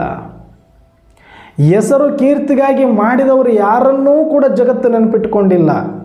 ನೋಡಿ ಹೆಂಗಿದೆ ಟ್ವಿಸ್ಟು. ಸೃಷ್ಟಿ ನಿಯಮ ಹೆಂಗಿದೆ ನೋಡಿ, ನಾಟಕ ಹೆಂಗಿದೆ ನೋಡಿ. ಅದಕ್ಕೆ ಪವರ್ಫುಲ್ ಡ್ರಾಮಾ ಅನ್ನೋದು. ಯಾರು ಸಾಯುವವರೆಗೂ ಕೂಡ, ಹುಟ್ಟಿದಾಗಿನಿಂದ ಸಾಯುವವರೆಗೂ ಹೆಸರು ಮಾಡಬೇಕು, ಕೀರ್ತಿ ಸಂಪಾದನೆ ಮಾಡಬೇಕು ಅಂತ ಅದ್ರ ಹಿಂದೆ ಬಿದ್ದು ಹುಚ್ಚಿಡಿಸ್ಕೊಂಡು ಶರೀರ ಸಂಬಂಧವನ್ನೆಲ್ಲ ಕಳ್ಕೊಂಡು, ಆರೋಗ್ಯವನ್ನು ಕಳ್ಕೊಂಡು, ಆಯುಷ್ಯವನ್ನು ಕಳ್ಕೊಂಡು, ಯಾರೆಲ್ಲ ಹೆಸರಿನಿಂದ ಬಿದ್ದು ಇವತ್ತಿಗೇನೋ ತಾತ್ಕಾಲಿಕ ಒಂದಷ್ಟು ಹೆಸರು ಮಾಡಿಬಿಟ್ಟಿನಿ ಅಂತ ತಮ್ಮನ್ನು ತಾವು ಚಪ್ಪರಿಸ್ಕೊಂಡು ಮಾನ ಸನ್ಮಾನಗಳಲ್ಲಿ ಮುಳುಗಿದ್ರು, ಜಗತ್ತು ಅವರೆಲ್ಲರನ್ನ ಅಷ್ಟೇ ಬೇಗ ಮರೆತು ಬಿಟ್ಟಿದೆ. ಆದರೆ ಯಾರಿಗೆ ಇರುವುದು ಒಂದು ಜೀವನವನ್ನು ಭಗವಂತನಿಗಾಗಿ ಅರ್ಪಿಸಿ, ಜಗತ್ತಿಗಾಗಿ ಅರ್ಪಿಸಿ, ದೇಶಕ್ಕಾಗಿ ಅರ್ಪಿಸಿ, ಸಮಾಜಕ್ಕಾಗಿ ಅರ್ಪಿಸಿ, ಎಲೆಮರೆ ಕಾಯಿ ಥರ ಗುಪ್ತವಾಗಿ ಯಾವುದು ಹೆಸರು ಕೀರ್ತಿಯ ಒಂದು ಸದ್ದಿಲ್ಲದಂಗೆ ಗುಪ್ತಗಾಮಿನಿಯಾಗಿ ಜಗತ್ತಿಗೆ ಸೇವೆಯನ್ನು ಸಲ್ಲಿಸಿ ಹೋಗಿದಾರಲ್ಲ, ಅವ್ರನ್ನ ಇವತ್ತು ಜಗತ್ತು ಇಂದಿಗೂ ಕೂಡ ಸಾವಿರಾರು ವರ್ಷಗಳಾದರೂ ಅವರನ್ನು ಸಂತರು, ಶರಣರು, ಮಹಾತ್ಮರು, ಪುಣ್ಯಾತ್ಮರು, ಧರ್ಮಾತ್ಮರು ಅಂತ, ದೇವಾತ್ಮರು ಅಂತ ಸ್ಮರಿಸಿಕೊಳ್ತಾ ಇದೆ. ಯಾರ ಹೆಸರು ಕೀರ್ತಿಯಿಂದ ಬಿದ್ದರೂ ಅವ್ರದ್ದು ಅದೇ ಜನ್ಮಕ್ಕೆ ಆ ಸಮಯದಲ್ಲೇ ಅವರು ಸತ್ತ ಮೇಲೆ ಅದನ್ನು ಸತ್ತೇ ಹೋಗುತ್ತೆ. ಆದರೆ ಯಾರು ಅವತ್ತು ಹೆಸರು ಕೀರ್ತಿಗಾಗಿ ಅಲ್ಲ, ಸಮಾಜದ ಒಳಿತಿಗಾಗಿ, ದೇಶದ ಒಳಿತಿಗಾಗಿ, ಜಗದ ಒಳಿತಿಗಾಗಿ, ಮನುಕುಲದ ಒಳಿತಿಗಾಗಿ, ಅಥವಾ ತನ್ನ ಆತ್ಮೋದ್ಧಾರಕ್ಕಾಗಿ ಭಗವಂತನಿಗೆ ಸಮರ್ಪಣ ಭಾವದಿಂದ ಅಭಿಮಾನವನ್ನು ಕಳ್ಕೊಂಡು ಅಭಿಮಾನ ಮುಕ್ತರಾಗಿದ್ದರು, ಅವರೊಬ್ಬರ್ಯಾರನ್ನೂ ಕೂಡ ಜಗತ್ತು ಮರೆತಿಲ್ಲ. ಇವತ್ತಿಗೂ ನೆನಪಿಟ್ಟುಕೊಂಡಿದೆ. ಇವತ್ತಿಗೂ ಅವರ ಫೋಟೋಗಳನ್ನು ಇಟ್ಟು ಪೂಜೆ ಮಾಡಿಸ್ಕೊಳ್ತಾ ಇದ್ದಾರೆ, ಪೂಜ್ಯರಾಗಿದ್ದಾರೆ. ಇದು ಮನುಷ್ಯನಿಗೆ ಅರ್ಥ ಆಗಿಬಿಟ್ಟಿದ್ರೆ ಇವತ್ತು ಭವಿಷ್ಯ ಯಾರು ಕೂಡ ನಾವು ಹೆಸರು ಕೀರ್ತಿ ಅಂತ ಇಷ್ಟು ದೊಡ್ಡ ಪ್ರಮಾಣದಲ್ಲಿ ಹಿಂದೆ ಬಿದ್ದು ನಮ್ಮ ಆಯುಷ್ಯವನ್ನು, ಸಂಬಂಧವನ್ನು ಕಳ್ಕೊಳ್ತಾ ಇರಲಿಲ್ಲ. ನಾವು ಈ ಇತಿಹಾಸವನ್ನು ಬಹಳ ಬೇಗ ಮರೆತು ಬಿಟ್ಟಿದ್ದೀವಿ ನಾವೆಲ್ಲ ಮನುಷ್ಯರು. ಅದಕ್ಕೆ ಅದೇ ಮಂಕುತಿಮ್ಮನ ಕಗ್ಗದಲ್ಲಿ ಇನ್ನೊಂದು ಮಾತು ಹೇಳ್ತಾರೆ, ಭಾಳ ಹಾರಾಡಬೇಡ, ಭಾಳ ಚಿರಾಡಬೇಡ. ಇಲ್ಲಿ ಅದನ್ನು ಉದ್ಧಾರ ಮಾಡ್ತೀನಿ, ಇದು ಉದ್ಧಾರ ಮಾಡ್ತೀನಿ. ಈಗ ಸೇವಾದಾರಿಗಳು ಅಂದರೆ ಸಮಾಜ ಸೇವೆ ಮಾಡೋರಾಗಿರ್ಬೋದು, ಅಥವಾ ಯಾವುದೇ ಧಾರ್ಮಿಕ ಸೇವೆ ಮಾಡೋರಾಗಿರ್ಬೋದು, ಅಥವಾ ಪ್ರಕೃತಿಯ ಸೇವೆ ಮಾಡೋರಾಗಿರ್ಬೋದು, ಪ್ರಾಣಿ ಪಕ್ಷಿಗಳ ಸೇವೆ ಮಾಡೋರಾಗಿರ್ಬೋದು. ಯಾರೇ ಆದರೂ ಸರಿ, ತನ್ನ ಬಿಟ್ಟು ಬೇರೆ ಯಾರದ್ದಾದರೂ ಆತ ಹೊಳಿತನ್ನು ಬಯಸುವ ಕಾರ್ಯವನ್ನು ಮಾಡಿದರೆ ಅದು ಸಮಾಜ ಸೇವೆ, ದೇಶ ಸೇವೆ, ಪ್ರಪಂಚಕ ಸೇವೆ, ಪ್ರಾಕೃತಿಕ ಸೇವೆ, ಜೀವರಾಶಿಗಳ ಸೇವೆ ಅಂತ ಅನ್ನಿಸ್ಕೊಳ್ಳುತ್ತೆ ನಿಜ. ಆದರೆ ಅವ್ರನ್ನ ಉದ್ಧಾರ ಮಾಡ್ತೀನಿ, ಇವರು ಉದ್ಧಾರ ಮಾಡ್ತೀನಿ ಅಂತ ಬರೀ ತನ್ನ ಅಭಿಮಾನಕ್ಕೆ ನಾನು ಜಗದೋದ್ಧಾರಕ, ಧರ್ಮೋದ್ಧಾರಕ, ಸಮಾಜೋದ್ಧಾರಕ ಅಂತ ತೋರಿಸ್ಕೊಳ್ಳುವ ಡಾಂಬಿಕತೆ ಹೆಚ್ಚಾಗಿರೋರಿಗೆ ಇವತ್ತಿನ ಸಮಾಜದಲ್ಲಿ ಒಂದು ಮಾತನ್ನು ಡಿ ವಿ ಜಿಯವರು ಹೇಳ್ತಾರೆ, ಇಳೆಯೊಳಗೆ ಮೊಳಕೆ ಯೊಗೆ ಬಂದು ತಮಟೆಗಳಿಲ್ಲ. ಇಳೆಯೊಳಗೆ ಮೊಳಕೆ ಹೊಗೆ ಒಂದು ಅಂದರೆ ಭೂಮಿಯೊಳಗಡೆ ರೈತ ಬೀಜವನ್ನು ಭೂಮಿಯ ಆಳಕ್ಕೆ ಶಕ್ತಿಯಿಂದ ಒಳಗಡೆ ತಳ್ಳಿ ಬಂದಿರ್ತಾನೆ, ಮುಚ್ಚಿ ಬಂದಿರ್ತಾನೆ. ನಾವು ಸತ್ತ ಮೇಲೆ ಹೆಂಗೆ ನಮ್ಮನ್ನು ಮುಚ್ಚಿ ಬರ್ತೀವಿ, ನಾವು ಯಾರು ಎದ್ದು ಬರೋದಿರಲಿ, ಉಸಿರಾಡೋ ತಾಕತ್ತೇ ಇಲ್ಲ. ಅದೇ ತರಹ ಒಂದು ಬೀಜವನ್ನು ಈ ಭೂಮಿಯೊಳಗಡೆ ಒತ್ತಿ ಮಣ್ಣು ಮುಚ್ಚಿ ಬಂದ ಮೇಲೆ ಆ ಸಮಾಧಿ ಮೇಲೆ ಸ್ವರ್ಗವನ್ನು ಕಟ್ಟಿ ಜಗತ್ತಿಗೆ ಉದ್ಧಾರವಾದ ಫಲವನ್ನು ಕೊಡುತ್ತೆ. ಅದಕ್ಕೆ ಹೇಳ್ತಾರೆ, ಇಳೆಯೊಳಗೆ ಮೊಳಕೆ ಯೊಗೆ ಒಂದು ತಮಟೆಗಳಿಲ್ಲ. ಯಾವ ಮನುಷ್ಯ ತನ್ನ ಸ್ವಾರ್ಥಕ್ಕಾಗಿ ಬೀಜವನ್ನು ಭೂಮಿ ಒಳಗಡೆ ತನ್ನ ಶಕ್ತಿ ಅನುಸಾರ ತಳ್ಳಿ ಮೇಲೆ ಮುಚ್ಚಿ ಮನೆಗೆ ಬಂದಿರ್ತಾನೆ, ಮನುಷ್ಯನೇ ನೀನು ಎಷ್ಟೇ ತುಳಿದರೂ ಕೂಡ ನನ್ನಲ್ಲಿ ಬೆಳೆಯುವ ಛಲ ಇದೆ, ನಾನು ಇಂಥ ಗಟ್ಟಿಯಾದ ಭೂಮಿಯನ್ನು ಕೂಡ ಸೀಳಿಕೊಂಡು ಒಂದು ದಿನ ತಲೆ ಎತ್ತಿ ನಿಲ್ತೇನೆ ಅಂತ ಅದು ಮತ್ತೆ ಆ ಭೂಮಿಯನ್ನು ಸೀಳಿಕೊಂಡು ಅಷ್ಟು ಮೃದುವಾಗಿರತಕ್ಕಂಥ ಒಂದು ಎಳೆ ಮೊಳಕೆ ಮನುಷ್ಯನ ಅಹಂಕಾರವನ್ನು ನುಚ್ಚುನೂರು ಮಾಡಿಬಿಡುತ್ತೆ. ಬೇಕಾದರೆ ನಾವು ಅದರ ಕಡೆ ನೋಡೋದಿಲ್ಲ ಅಷ್ಟೇ. ನಾನು 9 ದಿನಗಳ ಹಿಂದೆ ಈ ಬೀಜವನ್ನು ತುರುಕಿ ಬಂದಿದ್ದೆ, ಮೇಲೆ ಮಣ್ಣು ಮುಚ್ಚಿ ಬಂದಿದ್ದೆ, ಆದರೆ ಅದೇ ಜಾಗದಲ್ಲಿ ಅದೇ ಬೀಜ ಬಹಳ ಕೋಮಲವಾಗಿ, ಏನು ದೊಡ್ಡದಾಗಿ ಕತ್ತಿ ಥರ ಚಾಕು ಥರ ಕಬ್ಬಿಣ ಥರ ಬಂದಿಲ್ಲದು, ಬಹಳ ಕೋಮಲವಾಗಿ, ಬಹಳ ಸೂಕ್ಷ್ಮವಾಗಿ, ಬಹಳ ಎಳಸಲಾಗಿ ಬಂದು, ಆದರೆ ಆ ಭೂಮಿಯನ್ನು ಸೀಳಿಕೊಂಡು ಮತ್ತೆ ತಲೆ ಎತ್ತುತ್ತೇನೆ ಅಂತ ಆ ಒಂದು ಮೊಳಕೆ ಭೂಮಿಯನ್ನು ಸೀಳಿಂಗ್ ಹೊರಗಡೆ ಬರುತ್ತಲ್ಲ, ಅದು ಒಂದು ದೊಡ್ಡ ಸಾಧನೆ ಅಂತ ಹೇಳ್ತಾರೆ. ನೋಡಿ ಹೆಂಗವ್ರ ಕಲ್ಪನೆ ಹೆಂಗೆ ಮಾಡಿಕೊಂಡಿರ್ಬೇಕು, ಇದನ್ನು ಮನುಷ್ಯನಿಗೆ ಅರ್ಥ ಮಾಡಿಸ್ಲಿಕ್ಕೆ ಎಂತೆಂಥ ಉದಾಹರಣೆಗಳನ್ನು ತೆಗೆದುಕೊಂಡಿದ್ದಾರೆ. ಇಳೆಯೊಳಗೆ ಮೊಳಕೆ ಯೊಗೆ ಒಂದು ತಮಟೆಗಳಿಲ್ಲ. ನೋಡ್ರೋ, ನೀವು ನನ್ನ ಏನು ತುಳಿದು ಒತ್ತಿ ಹೋಗಿದ್ರಿ, ಸಮಾಧಿ ಕಟ್ಟಿ ಹೋಗಿದ್ರಿ, ಆ ಭೂಮಿಯನ್ನೇ ಸೀಳ್ಕೊಂಡು ಮತ್ತೆ ನಾನು ಜಗತ್ತಿನಲ್ಲಿ ತಲೆ ಎತ್ತಿದ್ದೀನಂತ ಆ ಮೊಗ್ಗು ಹೊರಗಡೆ ಬರುವಾಗ ಏನು ತಮಟೆ ಹೊಡ್ಕೊಂಡ ಬಂತು? ಕೇಳ್ತಾರೆ ಅವರು, ಇಳೆಯೊಳಗೆ ಮೊಳಕೆ ಯೊಗೆ ಒಂದು ತಮಟೆಗಳಿಲ್ಲ, ಫಲಮಾಗುವೊಂದು ತುತ್ತೂರಿ ದನಿ ಇಲ್ಲ. ಬಿಡು, ಅವತ್ತ್ಯಾರಿಗೂ ಕಾಣಿಸಿಲ್ಲ, ಅವತ್ತ್ಯಾರು ನೋಡಲಿಲ್ಲ, ಸರಿ. ಇಷ್ಟೆಲ್ಲ ಪ್ರಾಣಿ ಪಕ್ಷಿಗಳ ಮಧ್ಯೆ, ಇಷ್ಟೆಲ್ಲ ಗಾಳಿ ಮಳೆ ಬಿಸಿಲು ಸಿಡಿಲು ಗುಡುಗು ಮಿಂಚುಗಳ ಮಧ್ಯೆ ಆ ಮೊಳಕೆ ಬೆಳೆದು ಬೆಳೆದು ಬೆಳೆದು ಬೆಳೆದು ಸಸಿಯಾಗಿ, ಗಿಡವಾಗಿ, ಕಾಂಡ ರೆಂಬೆ ಕೊಂಬೆ ಬೆಳೆದು ದೊಡ್ಡದಾಗಿ ಬೃಹದಾಕಾರವಾಗಿ ಮರವಾಗಿ ವರ್ಷಾನುಗಟ್ಟಲೆ ತಲೆ ಎತ್ತಿ ಬೆಳೆದು, ಯಾರದಕ್ಕೆ ನೀರು ಹಾಕಬೇಕಂತಿಲ್ಲ, ಯಾರದಕ್ಕೆ ಬೇಲಿ ಕಟ್ಟಬೇಕಂತಿಲ್ಲ, ಬೆಳೆದು ಒಂದು ಮರವಾಗಿ ಸಾವಿರಾರು ಫಲಗಳನ್ನು, ಒಂದು ಬೀಜಕ್ಕೆ ಸಾವಿರಾರು ಬೀಜಗಳನ್ನು, ಸಾವಿರಾರು ಫಲಗಳನ್ನು ಜಗತ್ತಿಗಾಗಿ ಮತ್ತೆ ಯಾರು ತುಳಿದು ಹೋಗಿದ್ರೋ ಅವರಿಗೆ ನೆರಳು ಕೊಡುತ್ತೆ, ಅವರಿಗೆ ಹಣ್ಣುಗಳನ್ನು, ಫಲವನ್ನು ಕೊಡುತ್ತೆ, ದವಸ ಧಾನ್ಯಗಳನ್ನು ಕೊಡುತ್ತೆ. ಯಾರು ತುಳಿದು ಹೋಗಿದ್ರು, ಯಾರು ಅಪಕಾರ ಮಾಡಿದ್ರು ಅವರಿಗೆ ಉಪಕಾರ ಮಾಡುತ್ತೆ. ಅವತ್ತಾದರೂ ಅದು ತುತ್ತೂರಿಯನ್ನು ಊದಲಿಲ್ಲ, ತುತ್ತೂರಿ ಬಾರಿಸ್ಕೊಂಡು, ನೋಡ್ರೋ ನೀವು ತುಳಿದು ಹೋಗಿದ್ರಿ, ನಾನು ಇವತ್ತು ಮತ್ತೆ ನಿಮಗೇನೆ ಊಟ ಕೊಡ್ತಾ ಇದ್ದೀನಿ ಅಂತ ಎಲ್ಲೂ ತುತ್ತೂರಿ ಬಾರಿಸ್ಲಿಲ್ವಲ್ಲ, ಯಾವ ಗಿಡ ಮರನೂ ಬಾರಿಸ್ತಾ ಇಲ್ವಲ್ಲ. ಇಳೆಯೊಳಗೆ ಮೊಳಕೆ ಯೊಗೆ ಒಂದು ತಮಟೆಗಳಿಲ್ಲ, ಫಲಮಾಗುವೊಂದು ತುತ್ತೂರಿ ಧ್ವನಿ ಇಲ್ಲ, ಬೆಳಕೀವ ಸೂರ್ಯ ಚಂದ್ರರದೊಂದು ಸದ್ದಿಲ್ಲ. ಜಗತ್ತಿಗಲ್ಲಿ ಬೆಳಕು ಕೊಡಲಿಕ್ಕೆ ಇಬ್ಬರು ನಿರಂತರವಾಗಿ 24/7 ಶಿಫ್ಟ್ ವೈಸಲ್ಲಿ ಡ್ಯೂಟಿ ಮಾಡ್ತಾ ಇದ್ದಾರೆ. 24 ಅವರ್ಸ್ ಡ್ಯೂಟಿ ಅವ್ರದ್ದು. ಅವರು ಡೇ ಡ್ಯೂಟಿಯಲ್ಲಿದ್ದಾಗ ಇವ್ರು ನೈಟ್ ಡ್ಯೂಟಿ ಬೇರೆ ಕಡೆ ಹೋಗ್ತಾರೆ, ಇವ್ರು ನೈಟ್ ಡ್ಯೂಟಿ ಇದ್ದಲ್ಲಿ ಅವರು ಡೇ ಡ್ಯೂಟಿ ಬೇರೆ ಕಡೆ ಬರ್ತಾರೆ. ಹೀಗೆ 24 ಗಂಟೆ ಡ್ಯೂಟಿ ನಿರಂತರವಾಗಿ ಇಬ್ಬರು ಮಾಡ್ತಿದ್ದಾರಲ್ಲ, ಜಗತ್ತನ್ನು ಬೆಳಗಿಸ್ತಾ ಇದ್ದಾರೆ, ಹಗಲೊಬ್ಬರು ರಾತ್ರಿ ಒಬ್ಬರು. ಅವ್ರದ್ದು ಒಂದು ಸದ್ದಿಲ್ಲ. ನಾನು ಬೆಳಕು ಹರಿಸ್ತಾ ಇದ್ದೀನಿ, ನಾನು ಬೆಳಕು ಕೊಡ್ತಾ ಇದ್ದೀನಿ, ನನ್ನ ಬೆಳಕಲ್ಲಿ ನೀವು ಬದುಕ್ತಿದ್ದೀರಿ ಅಂತ, ನನ್ನ ಬೆಳಕಲ್ಲಿ ಎಲ್ಲ ದವಸ ಧಾನ್ಯ, ಗಿಡಿ ಪಕ್ಷಿ ಎಲ್ಲ, ಗಿಡ ಮರ ಬಳ್ಳಿ ಎಲ್ಲವೂ ಬೆಳೀತಾ ಇದ್ದಾವೆ, ಅರಳ್ತಾ ಇದ್ದಾವೆ ಅಂತ ಸೂರ್ಯನೂ ಹೇಳಲಿಲ್ಲ. ನನ್ನ ಬೆಳದಿಂಗಳಲ್ಲಿ ಎಷ್ಟೆಲ್ಲ ಸಮುದ್ರ ನರ್ತನ ಮಾಡುತ್ತೆ, ನನ್ನ ಬೆಳದಿಂಗಳನ್ನು ಆನಂದಿಸಿ ನೀವು ಅನುಭವ ಮಾಡಿ ಶಾಂತಿಯ ಬೆಳಕನ್ನು ನೀಡ್ತೇನೆ ಜಗತ್ತಿಗೆ ಅಂತ ಚಂದ್ರನೂ ಹೇಳಲಿಲ್ಲ. ಬೆಳಕೀವ ಸೂರ್ಯ ಚಂದ್ರರದೊಂದು ಸದ್ದಿಲ್ಲ, ಒಲಿ ನಿನ್ನ ತುಟಿಗಳನ್ನು ಮಂಕುತಿಮ್ಮ. ಸುಮ್ಮನೆ ಒಲ್ಕೊಂಬಿಡು, ಇದೆಲ್ಲ ನೋಡಿಕೊಂಡು ನೇಣಕ್ಕು ಅಂತ ಹೇಳ್ಬೇಕಾಗಿತ್ತವ್ರು. ಆದರೆ ಬೇಡ, ಅದು ಅಪಚಾರ ಆಗುತ್ತೆ. ಆದರೆ ಒಲ್ಕೊಂಬಿಡು ತುಟಿ ಸಾಕು. ಇನ್ನಾದರೂ ಎಷ್ಟು ಪಡಾಯಿ ಕೊಚ್ಕೊಳ್ತೀಯ, ನಾನು ಅದನ್ನು ಮಾಡಿದ್ದೀನಿ, ನಾನು ಇದನ್ನು ಮಾಡಿದ್ದೀನಿ, ನಾನು ಹಂಗೆ ಮಾಡಿದ್ದೀನಿ, ಹಿಂಗೆ ಮಾಡಿದ್ದೀನಿ, ಇದನ್ನು ಕಂಡಿಡಿದ್ಬಿಟ್ಟೆ, ಅದನ್ನು ಕಂಡಿಡ್ಬಿಟ್ಟೆ, ಇವ್ರಿಗೆ ದಾನ ಕೊಟ್ಟುಬಿಟ್ಟೆ, ಅವ್ರಿಗೆ ದಾನ ಕೊಟ್ಟುಬಿಟ್ಟೆ.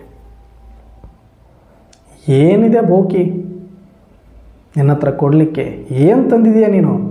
ಇದನ್ನು ನೀನು ತಂದಿಲ್ಲ, ಇದನ್ನು ನೀನು ತಂದಿಲ್ಲ, ಇದು ಬೇರೆದ್ದೇ, ಇದು ಬೇರೆದ್ದೇ, ಇಲ್ಲಿದೆ ಅದು.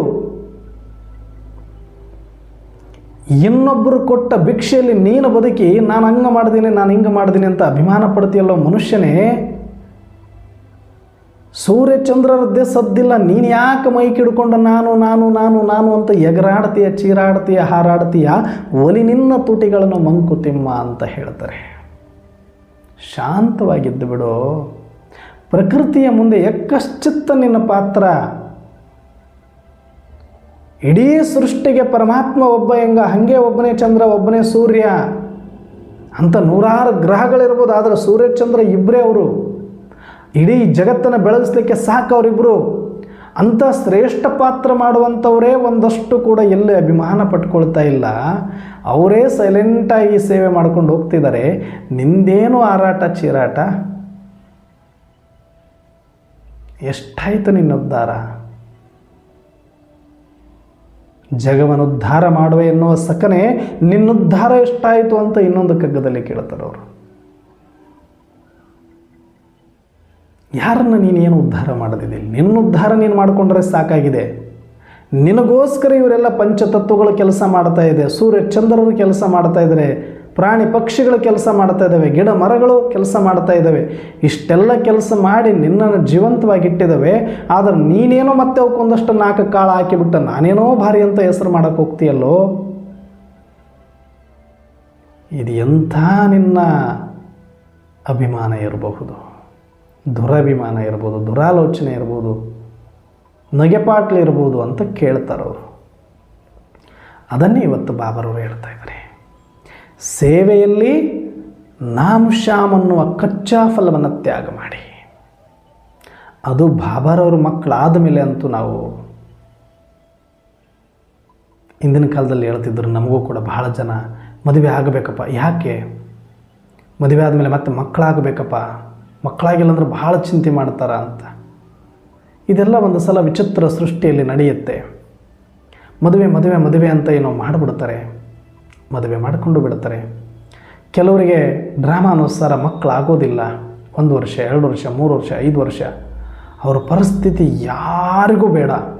ಈ ಸಮಾಜ ಹೆಂಗೆ ನೋಡುತ್ತೆ ಅವರನ್ನು, ಈ ಸಮಾಜ ಎಷ್ಟು ಕೊಕ್ಕುತ್ತೆ ಅವರನ್ನು, ಎಷ್ಟು ನಿಂದನೆ ಮಾಡುತ್ತೆ, ಎಷ್ಟು ಕೊಂಕು ಮಾತುಗಳನ್ನು ಆಡುತ್ತೆ. ನಿಜಕ್ಕೂ ಕೂಡ ಅವಮಾನ ಸಹಿಸಿಕೊಂಡು ಪಾಪ ಬದುಕುವಂಥವ್ರಿಗೆ ಗೊತ್ತಿರುತ್ತೆ. ಅಷ್ಟು ಕಠೋರವಾಗಿ ನಡೆದುಕೊಳ್ಳುತ್ತೆ ಸಮಾಜ, ಸ್ವಲ್ಪ ಹೆಚ್ಚು ಕಡಿಮೆ ಆದರೂ ಕೂಡ. ಅಷ್ಟಕ್ಕೂ ಮತ್ತೇನು ಹೇಳ್ಬಿಡ್ತಾರೆ, ಮಕ್ಕಳಾಗದ ಹೊರತು ಮುಕ್ತಿ ಇಲ್ಲ, ಮಕ್ಕಳಾಗಬೇಕು, ಅದಕ್ಕೆ ನಾವು ಮಕ್ಕಳು ಮಾಡಬೇಕು, ಅದಕ್ಕೆ ನಾವು ಮದುವೆ ಮಾಡ್ಕೊಳ್ಬೇಕು, ಅದಕ್ಕೆ ಸಂಸಾರ ಮಾಡಬೇಕು ಅಂತ ಭಾಳ ಜನ ಈ ಮುಕ್ತಿಗೆ ಮಕ್ಕಳಾಗದವರಿಗೆ ಮುಕ್ತಿ ಇಲ್ಲ ಅಂತಿದ್ರು. ಏನೋ ಶಾಸ್ತ್ರದಲ್ಲಿ ಬರೆದಿರ್ಬೋದು, ಅದಕ್ಕೇನೋ ಒಂದು ಕಾರಣ ಇರ್ಬೋದು ಅಂತ ನಮಗೂ ಅಷ್ಟೇ ಆ ಟೈಮಿಗೆ ಗೊತ್ತಾಗ್ತಿತ್ತು. ಹಾಗೆ ಓದ್ಕೊಂಡು ಬರ್ತಿದ್ವಿ. ಆದರೆ ಇದು ತಪ್ಪಲ್ವಾ? ನಾವು ಅಷ್ಟೇ ಯೋಚನೆ ಮಾಡೋರು. ಅವಾಗ ನಮ್ಮ ಬುದ್ಧಿನೂ ಅಷ್ಟೇ ತಾನೇ ಇರುತ್ತೆ. ಶಾಸ್ತ್ರಗಳೆಲ್ಲ ಹೇಳ್ಬಿಟ್ಟಿದ್ದಾವೆ ಮಕ್ಕಳಾಗದವರಿಗೆ ಮುಕ್ತಿ ಇಲ್ಲ ಅಂತ. ಅದಕ್ಕೆ ಪಾಪ ಇವರು ಕಂಡ ದೇವರಿಗೆಲ್ಲ ಹೋಗಿ ಅರಕೆ ಹೊತ್ತುಕೊಂಡು ಬಂದು ಮಕ್ಕಳು ಮಾಡಬೇಕು ಅಂತ ಸಂಸಾರ ಮದುವೆ ಮಾಡಿಕೊಂಡ ಮೇಲೆ ಮಕ್ಕಳಾಗೋ ತನಕನೂ ಕೂಡ ಒಂದು ದೊಡ್ಡ ಒಂದು ಸಮಾಜದ ಒಂದು ಕಠೋರತೆಯನ್ನು ನಾವು ಸಹಿಸ್ಕೊಳ್ಬೇಕಾಗಿ ಬರುತ್ತೆ. ಆವಾಗ ನಾವು ಕೂಡ ಅಯ್ಯೋ ಪಾಪ ಅಂತಿದ್ವಿ ಅಂಥವ್ರು ನೋಡಿ. ಆದರೆ ಅದರ ಸತ್ಯ ಇತ್ತೀಚೆಗೆ ಈಗ ನಾವು ಜ್ಞಾನಕ್ಕೆ ಬಂದ ಮೇಲೆ ಗೊತ್ತಾಗ್ತಾ ಇದೆ. ನಿಜಕ್ಕೂ ಕೂಡ ಲೌಕಿಕದಲ್ಲಿದ್ದು ಮದುವೆ ಮಾಡಿಕೊಂಡು ಸಂಸಾರ ಮಾಡಿ ಮಕ್ಕಳಾದ್ರೇ ಮುಕ್ತಿ ಅಂತ ಅಲ್ಲ. ಹಾಗಿದ್ರೆ ಜಗತ್ತಿನಲ್ಲಿ 90% ಜನಕ್ಕೆ ಸಂಸಾರನೂ ಇದೆ, ಮಕ್ಕಳು ಇದೆ, ಅವರೆಲ್ಲ ಮುಕ್ತರಾಗಿಬಿಡಬೇಕಾಗಿತ್ತು. ಆ ಮಕ್ಕಳಾಗದ ಹೊರತು ಮುಕ್ತಿ ಇಲ್ಲ ಅಂತ ಅಲ್ಲ.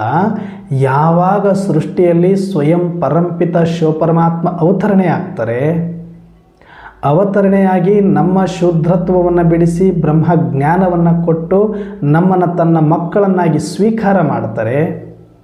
ಜ್ಞಾನದ ದೀಕ್ಷೆಯನ್ನು ಕೊಡುತ್ತಾರೆ.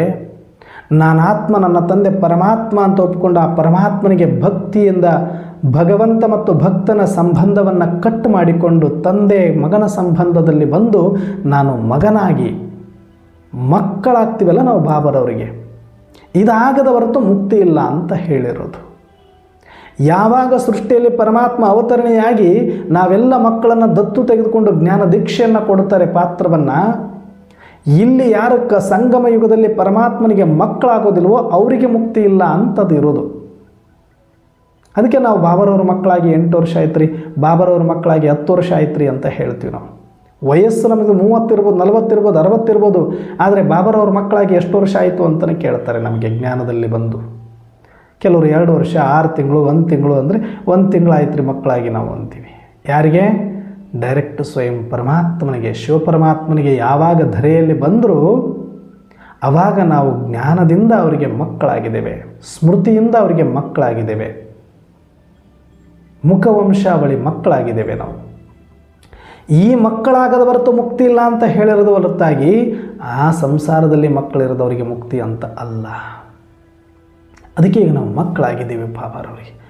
ಈಗ ನಾವು ಮುಕ್ತರಾಗಲಿಕ್ಕೆ ಎಲ್ಲ ಅವಕಾಶಗಳಿದೆ. ಆದರೆ ಯಾವುದರಿಂದ ಮುಕ್ತಿ ಬೇಕಾಗಿರೋದು ಅಂದರೆ ಬಾಬಾ ಇವತ್ತು ಹೇಳ್ತಾರೆ ಅಭಿಮಾನ ಮುಕ್ತ ಭವ. ಇದು ಒಂದಾಗ್ಬಿಡು, ನೀನು ಎಲ್ಲ ಆಗುತ್ತೆ. ನಿನಗೆ ಅಭಿಮಾನವನ್ನು ಕಳ್ಕೊಂಬಿಡು, ಎಲ್ಲ ನಿನ್ನ ಹಿಂದೆ ಬರುತ್ತೆ. ಅಭಿಮಾನ ಇಟ್ಕೊಂಡು ನೀನು ಏನು ಮಾಡಿದ್ರು ಯಾವುದ್ರ ಹಿಂದೆ ಹೋದರೂ ಅದು ಇನ್ನೂ ಮುಂದೆ ಮುಂದೆ ಓಡ್ತಾನೆ ಇರುತ್ತೆ. ಅಭಿಮಾನ ಬಿಟ್ಟು ಸುಮ್ಮನೆ ನಿಂತಿರು, ನಿನ್ನ ಸುತ್ತ ಎಲ್ಲನೂ ಬಂದುಬಿಡುತ್ತೆ. ಎಷ್ಟು ಬ್ಯೂಟಿ ಇದೆ ಈ ಡ್ರಾಮದ ರಹಸ್ಯ. ಇದು ಗೊತ್ತಾಗ್ಬಿಟ್ರೆ ಈ ಸೀಕ್ರೆಟ್ಸು ಮಸ್ತ್ ಎಂಜಾಯ್ ಮಾಡ್ತೀವಿ ನಾವು. ಎಷ್ಟು ಬ್ಯಾಡ್ ಅಂತ ನಾವು ದೂರ ತರಿಸ್ತೀವಿ, ಅಷ್ಟು ಹತ್ರ ಬರುತ್ತೆ ಎಲ್ಲ. ಹಣ, ಐಶ್ವರ್ಯ, ಹೆಸರು, ಕೀರ್ತಿ ಏನಾದರೂ ಸರಿ. ನೋಡಿ, ಬ್ರಹ್ಮಕುಮಾರಿಸನ್ನೇ ತೊಗೊಂಡ್ಬಿಡಪ್ಪ, ಬೇರೆ ಏನೋ ಬೇಡ. ಬ್ರಹ್ಮ ಮೊಮ್ಮರವರನ್ನೇ ತೊಗೊಂಡ್ಬಿಡೋಣ, ಆದಿರತ್ನರು. ನವಕೋಟಿ ನಾರಾಯಣ ಬ್ರಹ್ಮಬಾಬಾ ಅವತ್ತಿನ ಕಾಲಕ್ಕೆ ಕರೋಡಾಪತಿ, ರಾಜ ಮನೆತನದಲ್ಲಿ ರಾಜ ಮರ್ಯಾದೆಯಿಂದ ರಾಜ್ಯಸಭೆಗಳಲ್ಲಿರುವಂಥ ವ್ಯಕ್ತಿ ಅಂದರೆ ರಾಜರ ಸರಿಸಮಾನ ಆಸ್ತಿ ಅಂತಸ್ತುಗಳನ್ನು ಮಾಡಿಕೊಂಡಂಥ ಪುಣ್ಯಾತ್ಮ ಆತ. ಪರಿಶ್ರಮಪಟ್ಟು ಕೋಟ್ಯಾಧಿಪತಿ ಆತ, ಕಾರಲ್ಲೇ ಸೂಟು ಬೂಟಲ್ಲೇ ಮೆರೆದಾಡಿದಂಥ ವ್ಯಕ್ತಿ. ಯಾವಾಗ ಪರಮಾತ್ಮನಿಗೆ ಮಗುವಾದರೂ, ಪರಮಾತ್ಮ ಅವರ ಶರೀರದಲ್ಲಿ ಪರಕಾಯ ಪ್ರವೇಶ ಆದರೂ, ನೀನು ನನ್ನ ಮಗು, ಇನ್ನು ಮುಂದೆ ನಾನು ಜ್ಞಾನ ಕೊಡ್ತೀನಿ, ನೀನು ಪ್ರಜಾಪಿತ ಬ್ರಹ್ಮ ಆಗು ಅಂತ ಹೇಳಿದ ಮೇಲೆ, ಪರಮಾತ್ಮನಿಗೆ ಮಗುವಾದ ಮೇಲೆ ಅವರು ಅಭಿಮಾನವನ್ನು ಬಿಟ್ಟರು. ಯಾವುದರ ಮೇಲೆ? ಶರೀರದ ಮೇಲೆ, ಹಣದ ಮೇಲೆ, ಆಸ್ತಿಯ ಮೇಲೆ, ಸಮಾಜದಲ್ಲಿರುವ ಹೆಸರಿನ ಮೇಲೆ, ಕೀರ್ತಿ ಮೇಲೆ. ಅವ್ರಿಗೆಷ್ಟು ಅವಮಾನಗಳು ಬಂತು, ನಿಂದನೆ ಬಂತು, ಎಲ್ಲ ಬಿಟ್ಟರು ಅವರು. ಎಲ್ಲ ಬಿಟ್ಟು ಅಭಿಮಾನವನ್ನು ಪೂರ್ತಿಯಾಗಿ ಸಾಯಿಸಿಕೊಂಡು ಹೆಸರು, ಕೀರ್ತಿ ಎಲ್ಲವನ್ನ ಬಿಟ್ಟುಬಿಟ್ರು ಅವರು. ಹಣದ ಮೇಲಿನ ವ್ಯಾಮೋಹ ಬಿಟ್ಟರು, ಶರೀರದ ಮೇಲೆ ವ್ಯಾಮೋಹ ಬಿಟ್ಟರು, ಹೆಸರು ಕೀರ್ತಿಯ ಮೇಲೆ ವ್ಯಾಮೋಹ ಬಿಟ್ಟುಬಿಟ್ರು. ಎಲ್ಲ ನಿಂದನೆಯನ್ನು ಸಹಿಸಿಕೊಂಡ್ರು. ಆದರೆ ಅವ್ರಿಗೆ ಯಾವತ್ತೂ ಯಾವುದರ ಕೊರತೆ ಆಗಲಿಲ್ಲ. ಅದು ಇನ್ನೂ ಟೆಸ್ಟ್ ಮಾಡಲಿಕ್ಕೆ ಬಿಕ್ರಿ ಪಾರ್ಟ್ ಬಂದರೂ ಕೂಡ ಅದಾದ ಮೇಲೆ ಎಲ್ಲವೂ ಕೂಡ ಅವರಿಗೆ ಸಂಪೂರ್ಣವಾಗಿ ವೈಭವಯುಕ್ತ ಜೀವನ. ಅವತ್ತು ದಾದಿಯರು ಎಲ್ಲವನ್ನ ಬಿಟ್ಟು, ಅಭಿಮಾನ ಬಿಟ್ಟು, ಅಷ್ಟೆಲ್ಲ ಕಷ್ಟ ಕೋಟಲೆಗಳನ್ನು ಎದುರಿಸಿಕೊಂಡು, ಅವಮಾನಗಳನ್ನು ಎದುರಿಸಿಕೊಂಡು, ಕುಟುಂಬದ ಕಲಹಗಳನ್ನು ಎದುರಿಸಿಕೊಂಡು, ಸಮಾಜದ ನಿಂದನೆಯನ್ನು ಸಹಿಸಿಕೊಂಡು, ಹೆಸರು, ಕೀರ್ತಿ, ಅಭಿಮಾನವನ್ನು ಬಿಟ್ಟು ಬೀದಿಯಲ್ಲಿ ನಿಂತು ತಪಸ್ಸನ್ನು ಮಾಡಲಿಕ್ಕೆ ಸಿದ್ಧರಾದರು. ಆದರೆ ಇವತ್ತು ಅವರನ್ನು ಹುಡುಕೊಂಡು ಏನು ಬಂತು? ಅವತ್ತು ಯಾವ ಸಮಾಜ ಅವರನ್ನು ದೂರ ಮಾಡಿದ್ದು, ಯಾವ ಸಮಾಜದವರು ಅವರಿಗೆ ಬೆಂಕಿ ಇಡಲಿಕ್ಕೆ ಬಂದರು, ಯಾವ ಸಮಾಜದವರು ಇಲ್ಲ ಸಲ್ಲದ ಆರೋಪಗಳನ್ನು ಹೊರಿಸಿ ಅವರನ್ನು ಎದುರಿಸಲಿಕ್ಕೆ ಬಂದಿದ್ದರು, ಇವತ್ತು ಅದೇ ಸಮಾಜ, ಇಡೀ ಜಗತ್ತು ಇವತ್ತು ಅವ್ರ ಕಾರಿಗೆ ಬಂದು ಬೀಳ್ತಾ ಇದೆ. ಅವರ ಒಂದು ಕ್ಷಣದ ದೃಷ್ಟಿಗಾಗಿ ಕಾಯ್ತಾ ಇದೆ, ಅವರ ಒಂದು ಮುಖಕಮಲದ ವಾಣಿಗಾಗಿ ಕಾಯ್ತಾ ಇದೆ. ಅಷ್ಟ ಐಶ್ವರ್ಯಗಳಿಂದ ಈ ಸಂಗಮಯುಗದಲ್ಲಿ ಸಂಪನ್ನ ಆಗಿಬಿಟ್ರು ಅವರು. ಕರೋಡಗಳು ಅವ್ರ ಕಾಲು ಕೆಳಗಡೆ ಬಂದು ಬೀಳ್ತಾ ಹೋಯಿತು. ಕೋಟಿ ಕೋಟಿ ಕೋಟಿ ಕೋಟಿ ಕೋಟಿ ಜನರ ಆಶೀರ್ವಾದ, ಸಮಾಜದ ಆಶೀರ್ವಾದ, ಹೆಸರು, ಕೀರ್ತಿ, ಧನ, ಆಸ್ತಿ, ಅಂತಸ್ತು ಎಷ್ಟು ಬೇಕೆಲ್ಲ ಪ್ರಕೃತಿ ಅವ್ರ ಹಿಂದೆ ಸುರಿದು ಬಿಡ್ತು. ಹೊನ್ನಿನ ಮಳೆಯೇ ಆಯಿತು. ನಮ್ಮ ದಾದಿಗಳೆಲ್ಲರೂ ಕೂಡ ಯಾವ ಜಗದ್ಗುರುಗಳಿಗೂ ಕಡಿಮೆ ಇರಲಿಲ್ಲ ಅವರ ಒಂದು ಪಾಲನೆ, ಪೋಷಣೆ. ಅವರನ್ನು ಒತ್ತು ಮೆರೆಸಿದರು ಜಗತ್ತಿನಲ್ಲಿ ಎಲ್ಲ ಮಕ್ಕಳು. ಇಡೀ ಜಗತ್ತು ಮೆರೆಸ್ತು ಅವ್ರನ್ನ ಇವತ್ತು. ಅಷ್ಟು ಮರ್ಯಾದೆ ಇವತ್ತು ದಾದಿಯರಿಗೆ ಸಿಕ್ತು. ಯಾವ ಹೆಸರು ಕೀರ್ತಿಯನ್ನು ಅವ್ರು ತ್ಯಾಗ ಮಾಡಿದ್ರು, ಅಭಿಮಾನ ಮುಕ್ತ ಆಗಿದ್ರು, ಅವ್ರನ್ನೇ ಹುಡುಕಿಕೊಂಡು ಹೆಸರು ಕೀರ್ತಿ ಬಂತಲ್ಲ, ಅವ್ರೇನು ಹೆಸರು ಕೀರ್ತಿ ಹುಡ್ಕೊಂಡು ಹೋಗಲಿಲ್ಲ. ಇವತ್ತು ಜಾನಕಿ ದಾದಿ ಅಂದರೆ ಇಡೀ ಜಗತ್ತು ಒಂದು ಸಲ ಶೇಕ್ ಆಗುತ್ತೆ. ಯಾಕಂದರೆ ಅಂಥ ಮಹಾನ್ ಸೇವೆಯನ್ನು ಮಾಡಿದ್ದಾರೆ. ದೇಶ ವಿದೇಶಗಳು ಸುತ್ತಾಡಿದ್ದಾರೆ ಜಗತ್ತಿನಾದ್ಯಂತ. 104 ವರ್ಷದವರೆಗೆ ನಿರಂತರವಾಗಿ ಅಭಿಮಾನ ಮುಕ್ತ ಸೇವೆ ಮಾಡಿದ್ದರ ಫಲವಾಗಿ ಇವತ್ತು ಜಾನಕಿ ದಾದೀಜಿ ಅಂದರೆ ಒಂದು ಸಲ ಹಿಂಗೆ ಜಗತ್ತಿಂಗೆ ತಿರುಗಿ ನೋಡಬೇಕು. ಅಷ್ಟು ಅಭಿಮಾನ, ಪ್ರೀತಿ, ಹೆಸರು, ಕೀರ್ತಿ ಏನು ಕಡಿಮೆ ಇತ್ತು ದಾದಿಯರಿಗೆ. ಇದು ಜಗತ್ತಿನ ನಿಯಮ ಅನ್ನೋದು ಅವರು ಪ್ರೂವ್ ಮಾಡಿ ಹೋಗ್ಬಿಟ್ಟಿದ್ದಾರೆ. ನೀವು ಬಿಟ್ಟರೆ ನಿಮಗೆ ಸಿಗುತ್ತೆ, ಹಿಡ್ಕೊಳ್ಳೋಕೆ ಹೋದಷ್ಟು ದೂರ ಹೋಗುತ್ತೆ. ಇದು ನಿಯಮ ಇದೆ, ಅದು ಯಾವುದಾದ್ರೂ ಸರಿನೇ. ಭಾಳ ಅಭಿಮಾನ ಇಟ್ಕೊಳ್ಬೇಡಿ ಅಂತ ಅದರ ಅರ್ಥ. ಅದಕ್ಕೆ ಇವತ್ತು ಬಾಬರವರು ಹೇಳ್ತಾರೆ, ಅದು ಸೇವೆಯಲ್ಲಂತೂ ಸ್ಪೆಷಲ್ ಆಗಿ ನೀವು ಪುರುಷಾರ್ಥದಲ್ಲಿ ಸ್ವಾಭಿಮಾನ ಇಟ್ಕೊಳ್ಳಿ, ನಾನು ಮುಂದೆ ಹೋಗಬೇಕು, ನಾನು ಪದವಿ ತೊಗೊಳ್ಬೇಕು, ನಾನು ಇನ್ನೂ ಚೆನ್ನಾಗಿ ಓದಬೇಕು, ಇನ್ನೂ ಚೆನ್ನಾಗಿ ಸಾಧನೆ ಮಾಡಬೇಕು, ಅದು ಬೇರೆ ಸ್ವಾಭಿಮಾನ. ಆದರೆ ಈ ಒಣ ಅಭಿಮಾನ, ದುರಭಿಮಾನ, ಹೆಸರು ಕೀರ್ತಿ ಮೇಲೆ ಅಭಿಮಾನ ಇರುತ್ತಲ್ಲ, ಇದು ಮೋಸ್ಟ್ ಡೇಂಜರ್. ಇದು ಯಾರೊಬ್ಬರಿಗೂ ಒಳಿತನ್ನು ಮಾಡೋದಿಲ್ಲ, ಅದರಲ್ಲೂ ನಿಮಗಂತೂ ಸ್ಪೆಷಲಿ ಸರ್ವನಾಶ ಮಾಡೋಕ್ಕೆ ಬಿಡುತ್ತೆ.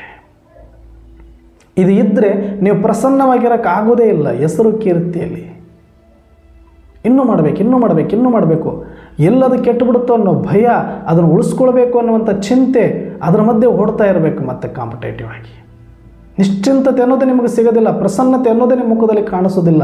ಎಲ್ಲಿಯ ತನಕ ನೀವು ಅಭಿಮಾನ ಬಿಡೋದಿಲ್ವೋ ಅಲ್ಲಿಯ ತನಕ, ಈ ಹೆಸರು ಕೀರ್ತಿಯ ಕಚ್ಚಾ ಫಲವನ್ನು ತಿನ್ನೋದನ್ನು ಬಿಡೋದಿಲ್ವೋ ಅಲ್ಲಿಯ ತನಕ. ಇವಾಗ ಚೆನ್ನಾಗಿ ಅನಿಸುತ್ತೆ, ಇವರು ನಮ್ಮ ಅಕ್ಕವರು, ಇವರು ನಮ್ಮಣ್ಣವರು ಭಾರಿ ಕ್ಲಾಸ್ ಮಾಡ್ತಾರೆ, ಭಾರಿ ಸೆಂಟರ್ ಕಟ್ಟಿಬಿಟ್ಟಿದ್ದಾರೆ, ಭಾರಿ ನಡೆಸ್ತಾರೆ, ದೊಡ್ಡ ಪರಿವಾರ ಮಾಡ್ತಿದ್ದಾರೆ, ಹಾಗೆ ಹಿಂಗೆ ಅಂತ ಹೇಳ್ತಾ ಇದ್ದರೆ ಟೊಯ್ ಅಂತ ಅಭಿಮಾನದ ಕೊಂಬುಗಳು ಹಿಂಗೇನಾದರೂ ಬಂದರೆ ನಮಗೆ ಅಷ್ಟೇ ಕಚ್ಚಾ ಫಲ ತಿಂತಾ ಇದ್ದೀವಿ ಅಂತಲೇ ಅರ್ಥ. ಯಾರಾದರೂ ಹೊಗಳ್ಬಿಟ್ರೆ ಅವ್ರ ಜೊತೆ ಮಾತಾಡೋದು, ಯಾರಾದರೂ ನಮ್ಮ ನ್ಯೂನ್ಯತೆಗಳನ್ನು ಹೇಳ್ಬಿಟ್ರೆ ಅವ್ರ ಮೇಲೆ ಕೋಪ ಮಾಡ್ಕೊಳ್ಳೋದು, ಅವ್ರನ್ನ ಮಾತಾಡಿಸ್ತಾ ಇರೋದು, ಮುನಿಸ್ಕೊಳ್ಳೋದು, ಏನಾದರೂ ಮಾಡ್ತೀವಿ ಅಂದರೆ ತಿಳ್ಕೊಳ್ಳಿ ಅಭಿಮಾನದ ತುಟ್ಟ ತುದಿಯಲ್ಲಿದ್ದೀರಿ ಅಂತ ಭಾಳ ಜನ ನೋಡಿದ್ದೀನಿ ನಾನು. ಅವರಲ್ಲಿರುವಂಥ ನ್ಯೂನ್ಯತೆಗಳು ಸೂಕ್ಷ್ಮವಾಗಿ ನಾವು ಭಾಳ ಹತ್ತಿರದವರು, ಅವರಿಗಿದು ಒಳ್ಳೆಯದಲ್ಲ, ಇದು ತಿದ್ದುಕೊಂಡ್ರೆ ಚೆನ್ನಾಗಿರುತ್ತೆ ಅಂತ ನಾವೇನಾದರೂ ಅಭಿಮಾನಕ್ಕೆ ಅವ್ರಿಗೆ ಹೇಳೋಕ್ಕೆ ಹೋದರೆ, ಅವ್ರ ಮೇಲಿರೋ ಒಂದು ಒಳ್ಳೆಯ ಭಾವನೆಗೆ, ಶುಭ ಭಾವನೆಗೆ ಹೇಳಲಿಕ್ಕೆ ಹೋಗ್ಬಿಟ್ರೆ ಅಲ್ಲಿಂದ ಮುನಿಸ್ಕೊಂಡ್ಬಿಡದೆ, ಅವ್ರ ಸಂಬಂಧ ಕಟ್ ಮಾಡಿಬಿಡದೆ. ಯಾಕಂದರೆ ಯಾರೊಬ್ಬರಿಗೂ ಅವ್ರ ಬಲಹೀನತೆಗಳನ್ನು ಹೇಳಬಾರದು.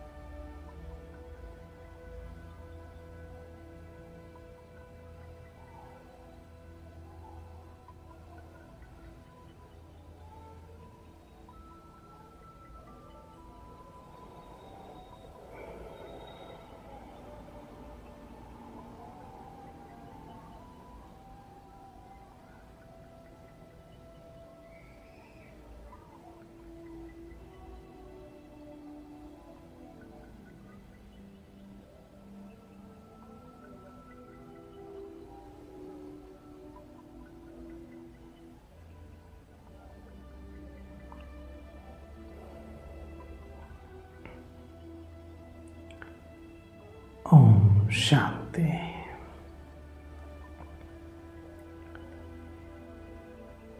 ಅಭಿಮಾನ ಮುಕ್ತರಾಗೋದೇ ಎಲ್ಲ ಮುರಳಿಯ ಸಾರವಾಗಿದೆ.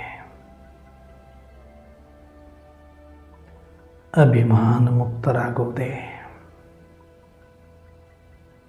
ಬ್ರಾಹ್ಮಣ ಜೀವನದ ಪರಮೋನ್ನತ ಗುರಿಯಾಗಿದೆ.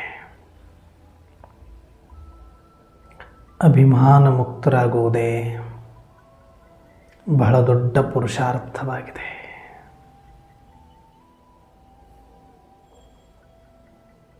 ನಾವು ಅಂದ್ಕೊಳ್ಬೋದು ನಮಗೆ ಅಭಿಮಾನ ಇಲ್ಲ ಅಣ್ಣವ್ರೆ,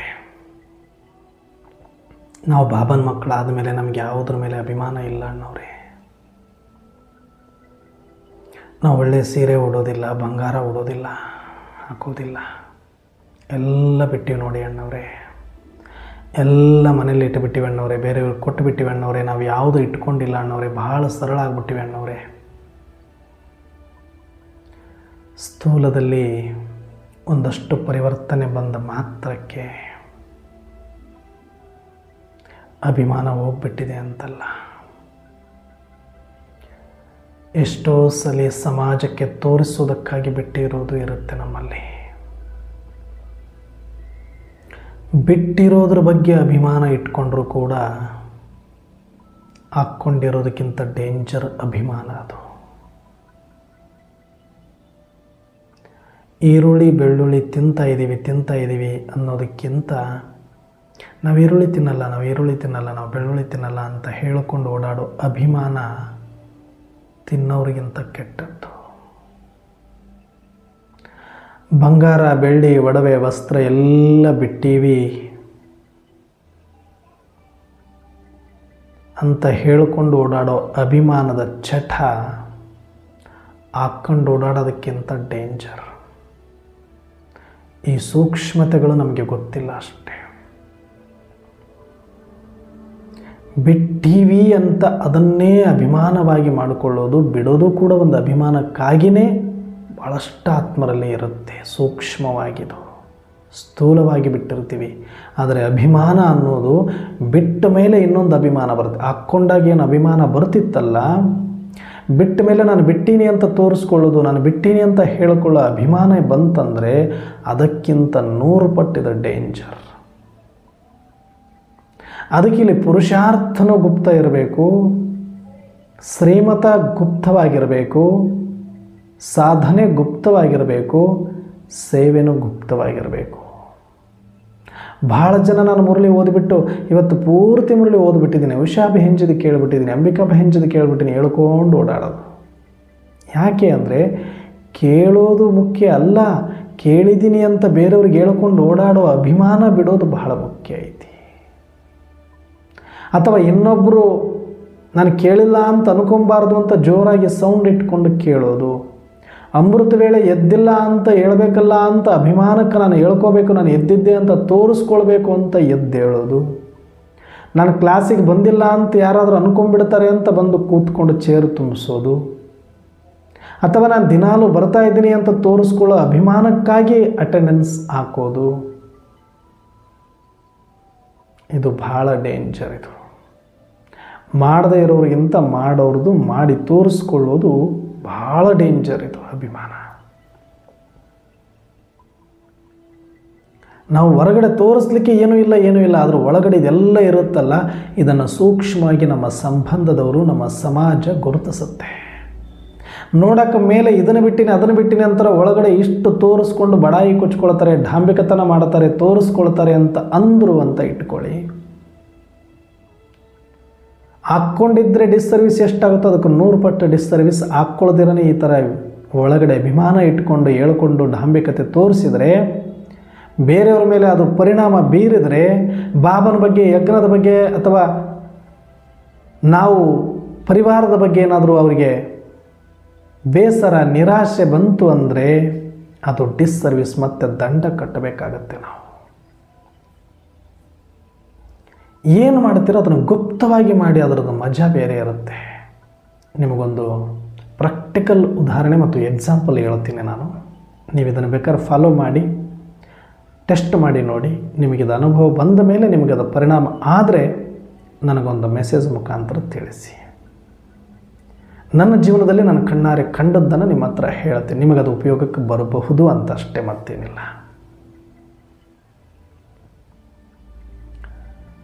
ಬಾಬಾರವರು ಬಂದಿದ್ದಾರೆ, ಸಾವಿರಾರು ಸೇವಾ ಕೇಂದ್ರಗಳು ಮಾಡಿದ್ದಾರೆ, ನಿಮಿತ್ತ ಅಕ್ಕಂದ್ರಗಳು ಇದ್ದಾರೆ. ಸೇವಾ ಕೇಂದ್ರದಲ್ಲಿ ಆ ಒಂದು ಸೇವಾ ಕೇಂದ್ರಕ್ಕೆ ತಕ್ಕಂತೆ ಒಂದಷ್ಟು ಪರಿವಾರ ಇದೆ. ಅಲ್ಲಿ 10 ಜನ ಇದ್ದರು, 50 ಜನ ಇದ್ದರು, 500 ಜನ ಇದ್ದರು, ಒಂದು ಪರಿವಾರ ಅಂತ ಇರುತ್ತೆ. ಪ್ರತಿಯೊಂದು ಸೆಂಟ್ರಲ್ಲೂ ನಾವು ನೋಡಿದ್ದೀನಿ ಕೂಡ. ಒಂದು ಸೆಂಟ್ರಲ್ಲಿ ಭಾಳ ಜನ ಇರೋದಿಲ್ಲ, ಅವರು ಅಭಿಮಾನ ಮುಕ್ತರಾಗಿರೋರು ಒಬ್ಬರು ಇಬ್ಬರು ಸಿಗ್ತಾರೆ ನಿಮಗಷ್ಟೇ. ಭಾಳ ಸೂಕ್ಷ್ಮವಾಗಿ ದುರ್ಬೆನ್ನು ಹಾಕಿ ಹುಡುಕಿದರೆ ಅದೂ ಇರಲಿಕ್ಕಿಲ್ಲ. ಕೆಲವು ಕಡೆ ಒಂದು 500 ಜನ ಇದ್ದಾರೆ ಅಂದರೆ ಅದರಲ್ಲಿ ಒಂದು 2-3 ಜನನೂ ಸಿಗಬೇಕಂದ್ರೆ ಭಾರಿ ಕಷ್ಟ. 500 ಜನ ಇರೋ ಕಡೆ ಹೇಳೋದು ನಾನು ಪರಿವಾರ. 100 ಜನ ಇರೋ ಕಡೆ ಒಬ್ಬರು ಸಿಕ್ಕರು ಸಿಗ್ಬೋದು, ಸಿಗಲಿಕ್ಕಿಲ್ಲ. ಇರ್ಬೋದು ಒಬ್ಬರು ಸೆಂಟ್ರಿಗೆ ಒಬ್ಬರು ಅಷ್ಟೇ.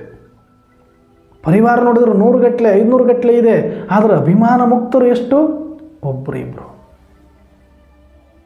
ಅಣ್ಣವ್ರು ಹೆಂಗಂದ್ರೆ ನಿಮಿತ್ರಕ್ಕಂದ್ರೆ ಇಲ್ವಾ ಅಂತಂದರೆ ನಾನು ನಿಮಿತ್ತರ ಬಗ್ಗೆ ಮಾತಾಡ್ತಾ ಇಲ್ಲ. ನಿಮಿತ್ತರ ಡ್ಯೂಟಿ ಬೇರೆ ಇದೆ, ಅವರಿಗೂ ಭಾವನೆಗೂ ಸಂಬಂಧಪಟ್ಟಿದ್ದು ನಾನು ಆ ವಿಚಾರ ಮಾತಾಡೋಕ್ಕೆ ಹೋಗೋದಿಲ್ಲ. ನಾವು ವಿದ್ಯಾರ್ಥಿಗಳ ಬಗ್ಗೆ, ಪರಿವಾರದ ಬಗ್ಗೆ ಪರಿವರ್ತನೆ ಮಾಡಿಕೊಳ್ಬೇಕು, ಅದ್ರ ಬಗ್ಗೆ ನಾನು ಮಾತಾಡ್ತೀನಿ ಅಷ್ಟೇ.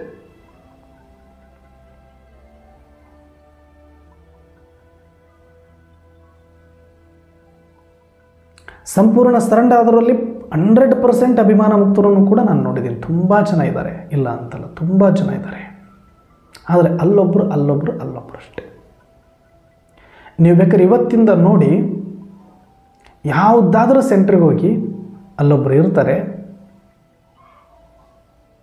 ಅದು ಸಣ್ಣ ಕೆಲಸ, ದೊಡ್ಡ ಕೆಲಸ, ಯಾವ ಕೆಲಸ ಈ ಕೆಲಸ ಅಂತಿಲ್ಲ, ನಿರಂತರವಾಗಿ ಸೇವೆ ಮಾಡ್ತಾನೇ ಇರ್ತಾರೆ.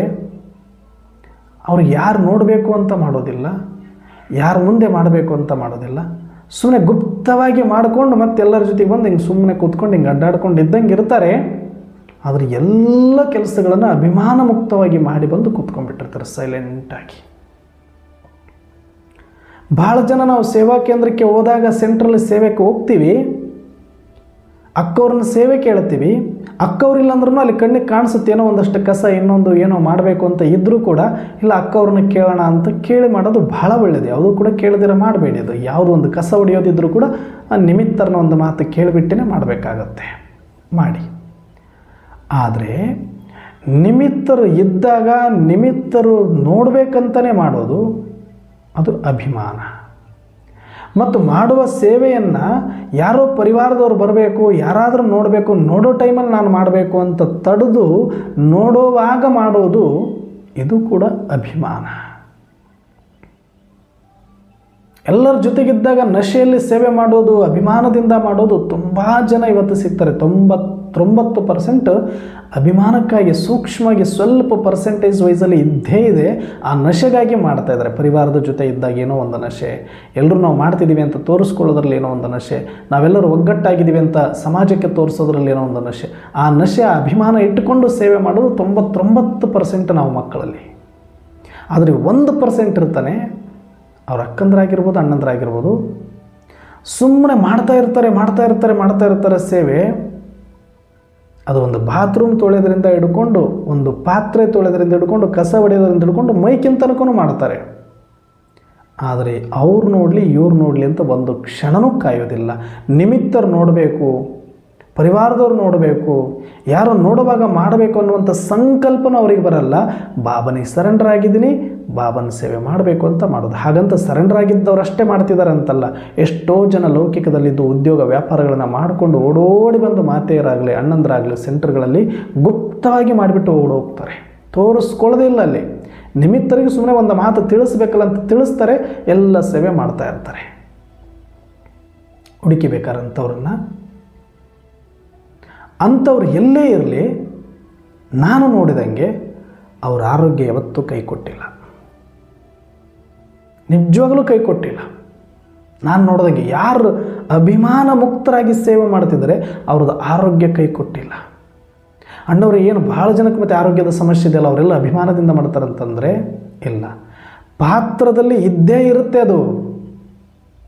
ಯಾವ ಟೈಮಿಗೆ ಏನೆಲ್ಲ ರೋಗಗಳು ಬರಬೇಕು, ಜ್ವರ ಬರಬೇಕು, ತಲೆನೋವು ಬರಬೇಕು, ತೊಂದರೆ ಆಗಬೇಕು, ಇನ್ನೊಂದು ಮತ್ತೊಂದು, ಅವು ದೊಡ್ಡದು ಏನಿದೆ ಅವು ಯಾವ ತಪ್ಪಲ್ಲ.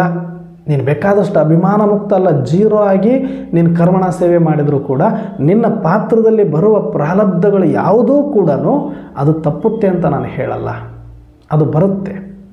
ಆದರೆ ಸಣ್ಣ ಪುಟ್ಟ ನಾವೆಂಗೆ ತಲೆನೋವಿಗೆ 2 ದಿನ ಮಲ್ಕೊಳ್ಳೋದು, ಜ್ವರಕ್ಕೆ 3 ದಿನ ಮಲ್ಕೊಳ್ಳೋದು, ಬೇಜಾರಿಗೆ 4 ದಿನ ಮಲ್ಕೊಳ್ಳೋದು, ಈ ಥರ ಒಂದಷ್ಟು ಏನಿರ್ತಾವಲ್ಲ ಸಣ್ಣ ಪುಟ್ಟ ದೊಡ್ಡದು ಏನೋ ಒಂದಷ್ಟು ಇನ್ಸಿಡೆಂಟು, ಏನೋ ಒಂದು ಒಳಗಡೆ ಪ್ರಾಬ್ಲಮ್ಮು, ಇನ್ನೊಂದು ಅದು ದೊಡ್ಡದಾಗಿ ಬರುತ್ತೆ ಮತ್ತು ಅವ್ರಿಗೆ ಅದು ಪಾಸ್ ಆಗುತ್ತೆ. ಎಲ್ಲರ ಥರ ಅವರು ಇರೋದರಿಂದ ಜಗತ್ತಿಗೆ ತೋರಿಸೋದಕ್ಕೆ ಸುಮ್ಮನೆ ಒಂದು ರೋಗದ ರೂಪದಲ್ಲಿ ಬರುತ್ತೆ. ಆ ಪೇಪರ್ ಹಿಂಗೆ ಮೋಡದ ಥರ ಹಿಂದೆ ಹೋಗ್ಬಿಡುತ್ತೆ. ಅವ್ರಿಗೂ ಬರುತ್ತೆ, ಅವ್ರಿಗೂ ಒಂದಷ್ಟು ಏನೋ ತೊಂದರೆಗಳು ಬರುತ್ತೆ, ಯಾವುದು ರೋಗಗಳು ಬರುತ್ತೆ, ಯಾವುದು ದೊಡ್ಡ ಮಟ್ಟದಲ್ಲಿ ಬಂದುಬಿಡುತ್ತೆ. ಅವ್ರಿಗೆ ಒಂದು ಸಲ 5 ವರ್ಷಕ್ಕೋ 10 ವರ್ಷಕ್ಕೋ ಒಂದು ಸಲ ದೊಡ್ಡ ಮಟ್ಟದ ಬರುತ್ತೆ. ಹಿಂಗೆ ಹೆಂಗೆ ಬಂತು ಗೊತ್ತಾಗಲ್ಲ, ಹೆಂಗೆ ಹೋಯ್ತು ಗೊತ್ತಾಗಲ್ಲ, ಹಂಗೆ ಪಾಸ್ ಆಗಿಬಿಡ್ತಾರೆ ಅವರು. ಯಾಕೆ ಅಂದರೆ ಹಂಗಾಗುತ್ತೆ. ನಮಗೂ ಕೂಡ ನಿಜವಾಗಲೂ ಹಂಗಾಗಬೇಕು ಅಂತ ನಿಮಗಿದ್ದರೆ ನೀವು ಸೇವಾ ಕೇಂದ್ರಕ್ಕೆ ಹೋದಾಗ ಅಥವಾ ಮಧುಬನಕ್ಕೆ ಹೋದಾಗ 2 ಚಾನ್ಸ್ ನಮಗಿರೋದು, ಒಂದು ಸೇವಾ ಕೇಂದ್ರ, ಇನ್ನೊಂದು ಮಧುಬನ. ಅಭಿಮಾನ ಮುಕ್ತರಾಗಿ ಯಾರೊಬ್ಬರಿಗೂ ತೋರಿಸ್ಲಾರ್ದಂಗೆ ಎಲ್ಲ ಅಭಿಮಾನ ಬಿಟ್ಟು ನೀವು ಸೇವೆ ಮಾಡಬೇಕು. ನಿಮಗೆ ಹಂಗೆ ಆಸೆ ಇದ್ದರೆ, ನನಗೇನು ಸಣ್ಣ ಪುಟ್ಟ ಆರೋಗ್ಯದ ಸಮಸ್ಯೆ ಬರಬಾರ್ದು, ಬಂದರೂ ಅದು ನನಗೆ ಗೊತ್ತಾಗಬಾರ್ದು, ಲೆಕ್ಕಾಚಾರಗಳು ಅದು ಏನು ಜನ್ಮಾಂತರಕ್ಕೆ ಪಾತ್ರದ್ದು ಏನಿದೆಯೋ ಫಿಕ್ಸ್ ಆಗಿರೋದು ಅದಂತೂ ಬಂದೇ ಬರುತ್ತೆ. ಆದರೆ ಅದು ಬಂದರೂ ಕೂಡ ಅದರ ಪ್ರಭಾವ 1% ಕೂಡ ನಿಮಗಾಗಲ್ಲ. ಅದು ಆಪ್ರೇಷನ್ನೇ ಆಗ್ಬೋದು ದೊಡ್ಡ ಮಟ್ಟದ್ದು. ನಿಮಗೇನು ಒಂದು ಚೂರು ಕೂಡ ಅದರ ಬಗ್ಗೆ ಹಿಂಗೆ ಬಂತ ಅಂತಲೂ ಗೊತ್ತಾಗಲ್ಲ, ಹೋಯ್ತಾ ಅಂತಲೂ ಗೊತ್ತಾಗಲ್ಲ. ಅಷ್ಟು ನಿಮ್ಮನ್ನು ಕೂದಲಲ್ಲಿ ಬೆಣ್ಣೆಯಲ್ಲಿ ಕೂದಲು ತೆಗೆದಂಗೆ ದೊಡ್ಡದು ನೋಡೋಕ್ಕೆ ಜಗತ್ತಿನ ಕಣ್ಣಿಗೆ ಅಪ್ಪ ಇವರಿಗಿಂಥದ್ದು ಬಂತ ಅಂತ ಅನಿಸಿಬಿಡುತ್ತೆ ನಿಜ. ಆದರೆ ಅದರದ್ದೊಂದು ಚೂರೂ ಬಾಧೆ ನಿಮಗೆ ಆಗಲ್ಲ. ಇದು 100% ಶೋರ್. ನಾನು ಪ್ರಾಕ್ಟಿಕಲ್ ನೋಡಿದ್ದನ್ನು ಕೊಡ್ತಾ ಇದ್ದೀನಿ. ನಿಮಗೆ ಯಾರಿಗೆ ನಿಜವಾಗ್ಲೂ ಈ ಥರ ಸಣ್ಣ ಪುಟ್ಟ ಸಮಸ್ಯೆಗಳಿದೆಯೋ ಬೇಕಾದ್ರೆ ಟೆಸ್ಟ್ ಮಾಡಿ ಬಾಬರವ್ರ ಮನೆಗೆ ಹೋಗಿ ನಿರಹಂಕಾರಿಯಾಗಿ, ನಿಸ್ವಾರ್ಥವಾಗಿ, ನಿರಭಿಮಾನದಿಂದ ತೋರಿಸಲಾರ್ದಂಗೆ ಸುಮ್ಮನೆ ಸೇವೆ ಮಾಡಿ ಗೊತ್ತೇ ಆಗಬಾರ್ದು ಅಷ್ಟು ನೀಟಾಗಿ ನಿಮ್ಮ ಒಳಗಡೆ ಆತ್ಮಕ್ಕೆ ನೋಡಿ ಅದು ಎಷ್ಟು ಖುಷಿ ಆಗುತ್ತೆ ಅಂತ. ಸುಮ್ಮನೆ ಯಾರಿಗೂ ಗೊತ್ತಾಗಲಾರ್ದಂಗೆ ಅಲ್ಲೇನೋ ಒಂದಷ್ಟು ಕಸ ಹೊಡೆಯುತ್ತೆ, ಹೊಡೆದ್ಬಿಟ್ಟು ಸೈಲೆಂಟಾಗಿ ಎಲ್ಲರೂ ಬರೋ ಕುಂಚೆ ಅಂತ ಮಾಡಿ ಪರಕೆ ಸೈಡ್ಗೆ ಇಟ್ಟು ಬಂದು ಮುಖ ತೊಳ್ಕೊಂಡು ಬಂದು ಬಾಬರ ಮೇಲೆ ಯೋಗ ಮಾಡಿ ನೋಡಿ, ಅದು ಮಜಾನೇ ಬೇರೆ. ಹಂಗೆ ಮಾಡೋರು ಇದ್ದಾರೆ, ಅವ್ರಿಗೆ ಮಸ್ತ್ ಮಜಾ ಸಿಕ್ಕಿರುತ್ತೆ. ಅದಕ್ಕೆ ಸೆಂಟ್ರ್ ಎಳಿತಾ ಇರುತ್ತೆ, ಬಾಮ್ಮ ನೀನು ಯೋಗ ಮಾಡಮ್ಮ, ನೀನು ಇಲ್ಲಿ ತಪಸ್ ಮಾಡಮ್ಮ ನೀನು ಅಂತ ಎಳಿತಾ ಇರುತ್ತೆ. ಅಂಥವ್ರ ಮಾತೇರು ಓಡೋಡಿ ಬರ್ತಾ ಇರ್ತಾರೆ. ಅವ್ರು ನೋಡಿದ್ದೀವಿ ನಾವು. ಇದು ಪ್ರಾಕ್ಟಿಕಲ್ ನಾನು ನೋಡ್ತಾ ಇರೋದು, ನನ್ನ ಅನುಭವಕ್ಕೂ ಬಂದಿರೋದು. ನೀವು ಮಾಡಿ, ತಪ್ಪೇನಿಲ್ಲ. ಅಣ್ಣವರೇ ಹಂಗಿದ್ದಾರೆ ಹಿಂಗಿದ್ದಾರೆ ನಮಗೇನು ಸೇವೆನೇ ಕೊಡೋದಿಲ್ಲ, ಟೆನ್ಷನ್ನೇ ತೊಗೋಬೇಡಿ. ನೀವು ಈ ರೀತಿಯಾಗಿ ಅಭಿಮಾನ ಮುಕ್ತರಾಗಿ ಸೇವೆ ಮಾಡೋಕ್ಕೆ ಹೋಗಿ ಬಾಬಾ ನಿಮಗೆ ಸೇವೆ ಕೊಡ್ತಾರೆ. ಅದು ನಿಮಗೆ ಇಷ್ಟ ಆಗಿರೋ ಸೇವೆನೇ ಕೊಡ್ತಾರೆ. ಮತ್ತು ಇದು ಗ್ಯಾರಂಟಿ. ಬೇಕಾದ್ರೆ ನಿಮಿತ್ತರು ಕೂಡ ಆ ಟೈಮಿಗೆ ನಿಮಗೆ ಭಾಳ ಸಹಯೋಗ ಕೊಟ್ಟು ಬಿಡ್ತಾರೆ. ಇದನ್ನು ಬೇಕಾದ್ರೆ ಪ್ರಾಕ್ಟಿಕಲಾಗಿ ಟೆಸ್ಟ್ ಮಾಡ್ಕೊಳ್ಳಿ. ನಾನಿವತ್ತು ಅಭಿಮಾನ ಮುಕ್ತವಾಗಿ ಸೇವೆ ಮಾಡಿಕೊಂಡು ಭಾಗ್ಯ ಬೆಳಗಿಸ್ಕೊಳ್ಳೋದಕ್ಕೆ ಹೋಗಬೇಕು ಅಂತ ಶುಭ ಭಾವನೆ ಇಟ್ಕೊಂಡು ನೀವು ಸೆಂಟ್ರಿಗೆ ಹೋಗಿ 10 ನಿಮಿಷ ಮಾಡ್ತಿರೋ, 5 ನಿಮಿಷ ಮಾಡ್ತಿರೋ, ಅರ್ಧ ಗಂಟೆ ಮಾಡ್ತಿರೋ, 1 ಗಂಟೆ ಮಾಡ್ತಿರೋ, ಅಭಿಮಾನ ಮುಕ್ತರಾಗಿ ಗುಪ್ತವಾಗಿ ಮಾಡಬೇಕಂದ್ರೆ ಯಾರಿಗೂ ತೋರಿಸ್ಕೊಳ್ಳಾರ್ದಂಗೆ, ಯಾರು ಗುರುತಿಸ್ಲಾರ್ದಂಗೆ, ಯಾರು ಬಂದು ಮುಖಸ್ತುತಿ ಮಾಡಲಾರ್ದಂಗೆ ಗುಪ್ತವಾಗಿ ಮಾಡಿ ಆ ಮುಖದಲ್ಲೂ ಗೊತ್ತಾಗ್ಬಾರ್ದು ನೀವು ಸೇವೆ ಮಾಡ್ತಿದ್ದೀವಿ ಅಂತ ತೋರಿಸ್ಕೊಳ್ಳೋಕ್ಕೆ. ಸುಮ್ಮನೆ ನ್ಯಾಚುರಲಾಗಿ ಎಲ್ಲರೂ ನೋಡ್ಬಿಡ್ತಾರೇನೋ, ಎಲ್ಲಿ ಗುರುತಿಸ್ಬಿಡ್ತಾರೋ ಅನ್ನೋ ಭಯದಿಂದ ಸುಮ್ಮನೆ ನ್ಯಾಚುರಲಾಗಿ ಮುಗಿಸ್ಬಿಟ್ಟು ಬಂದು ಕೂತ್ಕೋಬೇಕು. ನೀವು ಅಷ್ಟು ಅಭಿಮಾನ ಮುಕ್ತರಾಗಿ ನಿಸ್ವಾರ್ಥವಾಗಿ ನೀವು ಹೋಗಿದ್ದೆ ಆದರೆ ಖಂಡಿತವಾಗಿ ನಿಮ್ಮದು ನೋಡಿ ಆತ್ಮ ತೃಪ್ತಿ ಎಷ್ಟಿರುತ್ತೆ ಅದರಲ್ಲಿ ಅಂದರೆ ಮಸ್ತ್ ಅನುಭವ ಆಗುತ್ತೆ. ಯೋಗನೂ ಚೆಂದ ಇರುತ್ತೆ. ಆರೋಗ್ಯದ ಸಮಸ್ಯೆ ಖಂಡಿತವಾಗಿ ನಿಮಗೆ ಬರೋದಿಲ್ಲ, ಪಕ್ಕ ಹೇಳ್ತೀನಿ ನಾನು. ಬೆಕ್ಕದಂಥ ಪೇಪರ್ಗಳು ಪಾಸಾಗಿ ಹೋಗ್ಬಿಡ್ತವೆ, ನಿಮಗೆ ಎಫೆಕ್ಟೇ ಮಾಡಲ್ಲ. ಅದು ಅಭಿಮಾನ ಮುಕ್ತರಾಗಿ ಮಾಡೋ ಸೇವೆಯಿಂದ ಆಗೋ ಲಾಭ ಇದು. ಬೇಕಾದ್ರೆ ನೀವು ಟೆಸ್ಟೇ ಮಾಡಬೇಕು ಅಂತಂದರೆ ಹೋಗಿ ನೋಡಿ. ನಾಳೆನೇ ಹೋಗಿ, ಏನು ತೊಂದರೆ ಇಲ್ಲ. ನಾಡಿದ್ದು ಹೋಗಿ, ಈ ವಾರದಲ್ಲಿ ಹೋಗಿ, ಈ ತಿಂಗಳಲ್ಲಿ ಹೋಗಿ ನೋಡೋಣ ಒಂದು ಸಲ ಅದರದ್ದು ಹೆಂಗಿರುತ್ತೆ ಅನುಭವ ಮಾಡೋಣ. ಸಂಗಮಯುಗದಲ್ಲಿ ಅಭಿಮಾನ ಮುಕ್ತವಾಗಿ ಸೇವೆ ಮಾಡಿದಾಗ ಏನೋ ಅಣ್ಣವ್ರು ಹೇಳಿದ್ದಾರೆ, ಆತ್ಮತೃಪ್ತಿ ಆಗುತ್ತೆ ಅಂತ ಹೇಳಿದ್ದಾರೆ. ಯಾವುದೋ ಸಣ್ಣ ಪುಟ್ಟ ಶರೀರದ ನೋವುಗಳು ಹೋಗುತ್ತೆ ಅಂತ ಹೇಳಿದ್ದಾರೆ. ನೋಡೋಣ ಅಂತ ಹೋಗಿ ಒಂದು ಸಲ ಬೇಕಾದರೆ 100% ಶೋರ್ ಇದೆ.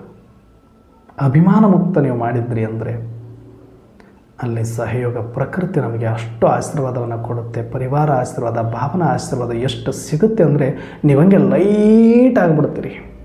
ಅಂಥವ್ರು ಪರಿಸ್ಥಿತಿಗಳಿದ್ದಂಗೆ ಇರ್ತಾರೆ ನೋಡಿಬೇಕಾರೆ ನೀವು ಹೋಗಿ. ಅಭಿಮಾನ ಶೂನ್ಯರಾಗಿ ಯಾರ ಸೇವೆಯನ್ನು ಮಾಡ್ತಿದ್ದಾರೋ ಅವರು ಎಂದು ಬೆಡ್ ಹಿಡ್ಕೊಂಡು ಮಲ್ಕೊಂಡಿದ್ದೇ ಇಲ್ಲ, ಹಾಸಿಗೆ ಹಿಡ್ಕೊಂಡು ಮಲ್ಕೊಂಡಿದ್ದೇ ನಾನು ನೋಡಿಲ್ಲ. ಅಂಥವ್ರು ಸ್ಪೆಷಲಿ ನಾನು ಯಾರ್ಯಾರು ಅಂದ್ಕೊಂಡಿದ್ದೀನಿ ಕೆಲವರೆಲ್ಲ ನೋಡಿದವ್ರನ್ನ ಪರಿಸ್ಥಿತಿಗಳಿದ್ದಂಗೆ ಇರ್ತಾರೆ, ಅಭಿಮಾನ ಶೂನ್ಯರಾಗಿಬಿಟ್ಟಿರ್ತಾರೆ ಮತ್ತು ಆರೋಗ್ಯವಂತರಾಗಿರ್ತಾರೆ ಮತ್ತು ಸರ್ವರ ಆಶೀರ್ವಾದಕ್ಕೂ ಪಾತ್ರರಾಗಿರ್ತಾರೆ. ಅವರು ಸರ್ವರ ಆಶೀರ್ವಾದ ಸಿಗುತ್ತೆ ಅವರಿಗೆ. ಇದು ಸತ್ಯ. ನೀವು ಕೂಡ ಮಾಡಿ ನೋಡಿ. ಅದಕ್ಕೆ ಇವತ್ತು ಬಾಬರವರು ಹೇಳಿದರೆ, ಸೇವೆಯಲ್ಲಿ ಮಾನುಷನನ್ನುವ ಕಚ್ಚಾ ಫಲವನ್ನು ತ್ಯಾಗ ಮಾಡಿ ಬಿಟ್ಬಿಡಿ. ಅದನ್ನು ಈ ಸಂಗಮಯುಗದಲ್ಲಿ ಅದನ್ನು ಇಟ್ಕೊಳ್ಬೇಡಿ. ನಿಮಗೆ ದೊಡ್ಡದು ಬರೋದಿದೆ, ಯಾಕೆ ಸಣ್ಣ ಗಿಫ್ಟಲ್ಲಿ ಸರಿ ಹೋಗ್ತೀರಿ ನೀವು? ನಿಮಗೆ ಬೇರೆಯೇ ಕೊಡಬೇಕಂತ ನಂದು ಪ್ಲಾನ್ ಇದೆ. ಇದರಲ್ಲಿ ತೃಪ್ತರಾಗಬೇಡಿ. ಸದಾಕಾಲ ಪ್ರಸನ್ನ ಚಿತ್ತರಾಗಿ ಅಭಿಮಾನ ಮುಕ್ತರಾಗಿ ಅಂತ ಹೇಳಿದರೆ. ಹಾಗಾಗಿ ನಾವು ಕೂಡ ಬಾಬರವ್ರ ಮುಂದೆ ಇವತ್ತು ಪ್ರತಿಜ್ಞೆಯನ್ನು ಮಾಡಿ, ಹಾಂ ಬಾಬಾ, ನಾನು ಅಭಿಮಾನ ಮುಕ್ತನಾಗ್ಬಿಡ್ತೇನೆ, ಕಳ್ಕೊಳ್ಳೋಕ್ಕೆ ಬಂದಿದ್ದೀನಪ್ಪ, ನಾನು ಏನು ಬೇಕಾಗಿಲ್ಲ ನನಗೆ ಮರೆ, ನೀನು ಸಿಕ್ಕಿಬಿಟ್ಟಿದೆಯಾ ಒಡೆಯ, ನನ್ನ ತಂದೆ ಸಿಕ್ಕಿಬಿಟ್ಟಿದೆಯಾ, ನನ್ನಪ್ಪ ಸಿಕ್ಕಿಬಿಟ್ಟಿದೆಯಾ, ಇನ್ನೇನಪ್ಪ ನಾನು ಆಸೆ ಇಟ್ಕೊಳ್ಳಿ, ಇನ್ನು ಯಾವುದಪ್ಪ ಅಭಿಮಾನ ಇಟ್ಕೊಂಡು ಯಾರಿಗೆ ತೋರಿಸ್ಕೊಂಡು ಇಲ್ಲಿ ಏನು ಅನುಭವಿಸೋದಿದೆ? ನನಗೆ ಕೊಡಬೇಕಾಗಿದ್ದೆಲ್ಲ ಕೊಟ್ಟಿಯ ತಂದೆ, ಬರಬೇಕಾಗಿ ನೀನು ಬಂದಿದೆಯಾ, ನನಗೆ ತಿಳಿಬೇಕಾಗಿದ್ದು ತಿಳಿದಾಯಿತು, ಇನ್ಯಾವ ಅಭಿಮಾನವೂ ಬೇಡ ನನಗೆ ಅಂತ ನಿಸ್ವಾರ್ಥವಾಗಿ ನಿರಭಿಮಾನದಿಂದ ಅಭಿಮಾನ ಮುಕ್ತರಾಗಿ ಸೇವೆಯನ್ನು ಮಾಡುವಂಥ ಅಚ್ಚ ನಾನಾಗ್ತೀನಿ ಬಾಬಾ ಅಂತ ಪ್ರತಿಜ್ಞೆಯನ್ನು ಮಾಡಿ ಈ ದಿನದ ವರದಾನವನ್ನು ಕೊಟ್ಟಿರುವಂಥ ಬಾಬಾರವರಿಗೂ, ಡ್ರಾಮಕ್ಕೂ, ಯಜ್ಞದ ಆದಿ ಮಾತಾ ಪಿತರಿಗೂ, ಆದಿ ರತ್ನರೆಲ್ಲರಿಗೂ ಕೂಡ ಕೋಟಿ ಕೋಟಿ ಧನ್ಯವಾದಗಳನ್ನು ಸಲ್ಲಿಸ್ತಾ ಇವತ್ತಿನ ಚಿಂತನೆಯನ್ನು ಮುಕ್ತಾಯ ಮಾಡೋಣ. ಅಚ್ಚ. ಓಂ ಶಾಂತಿ.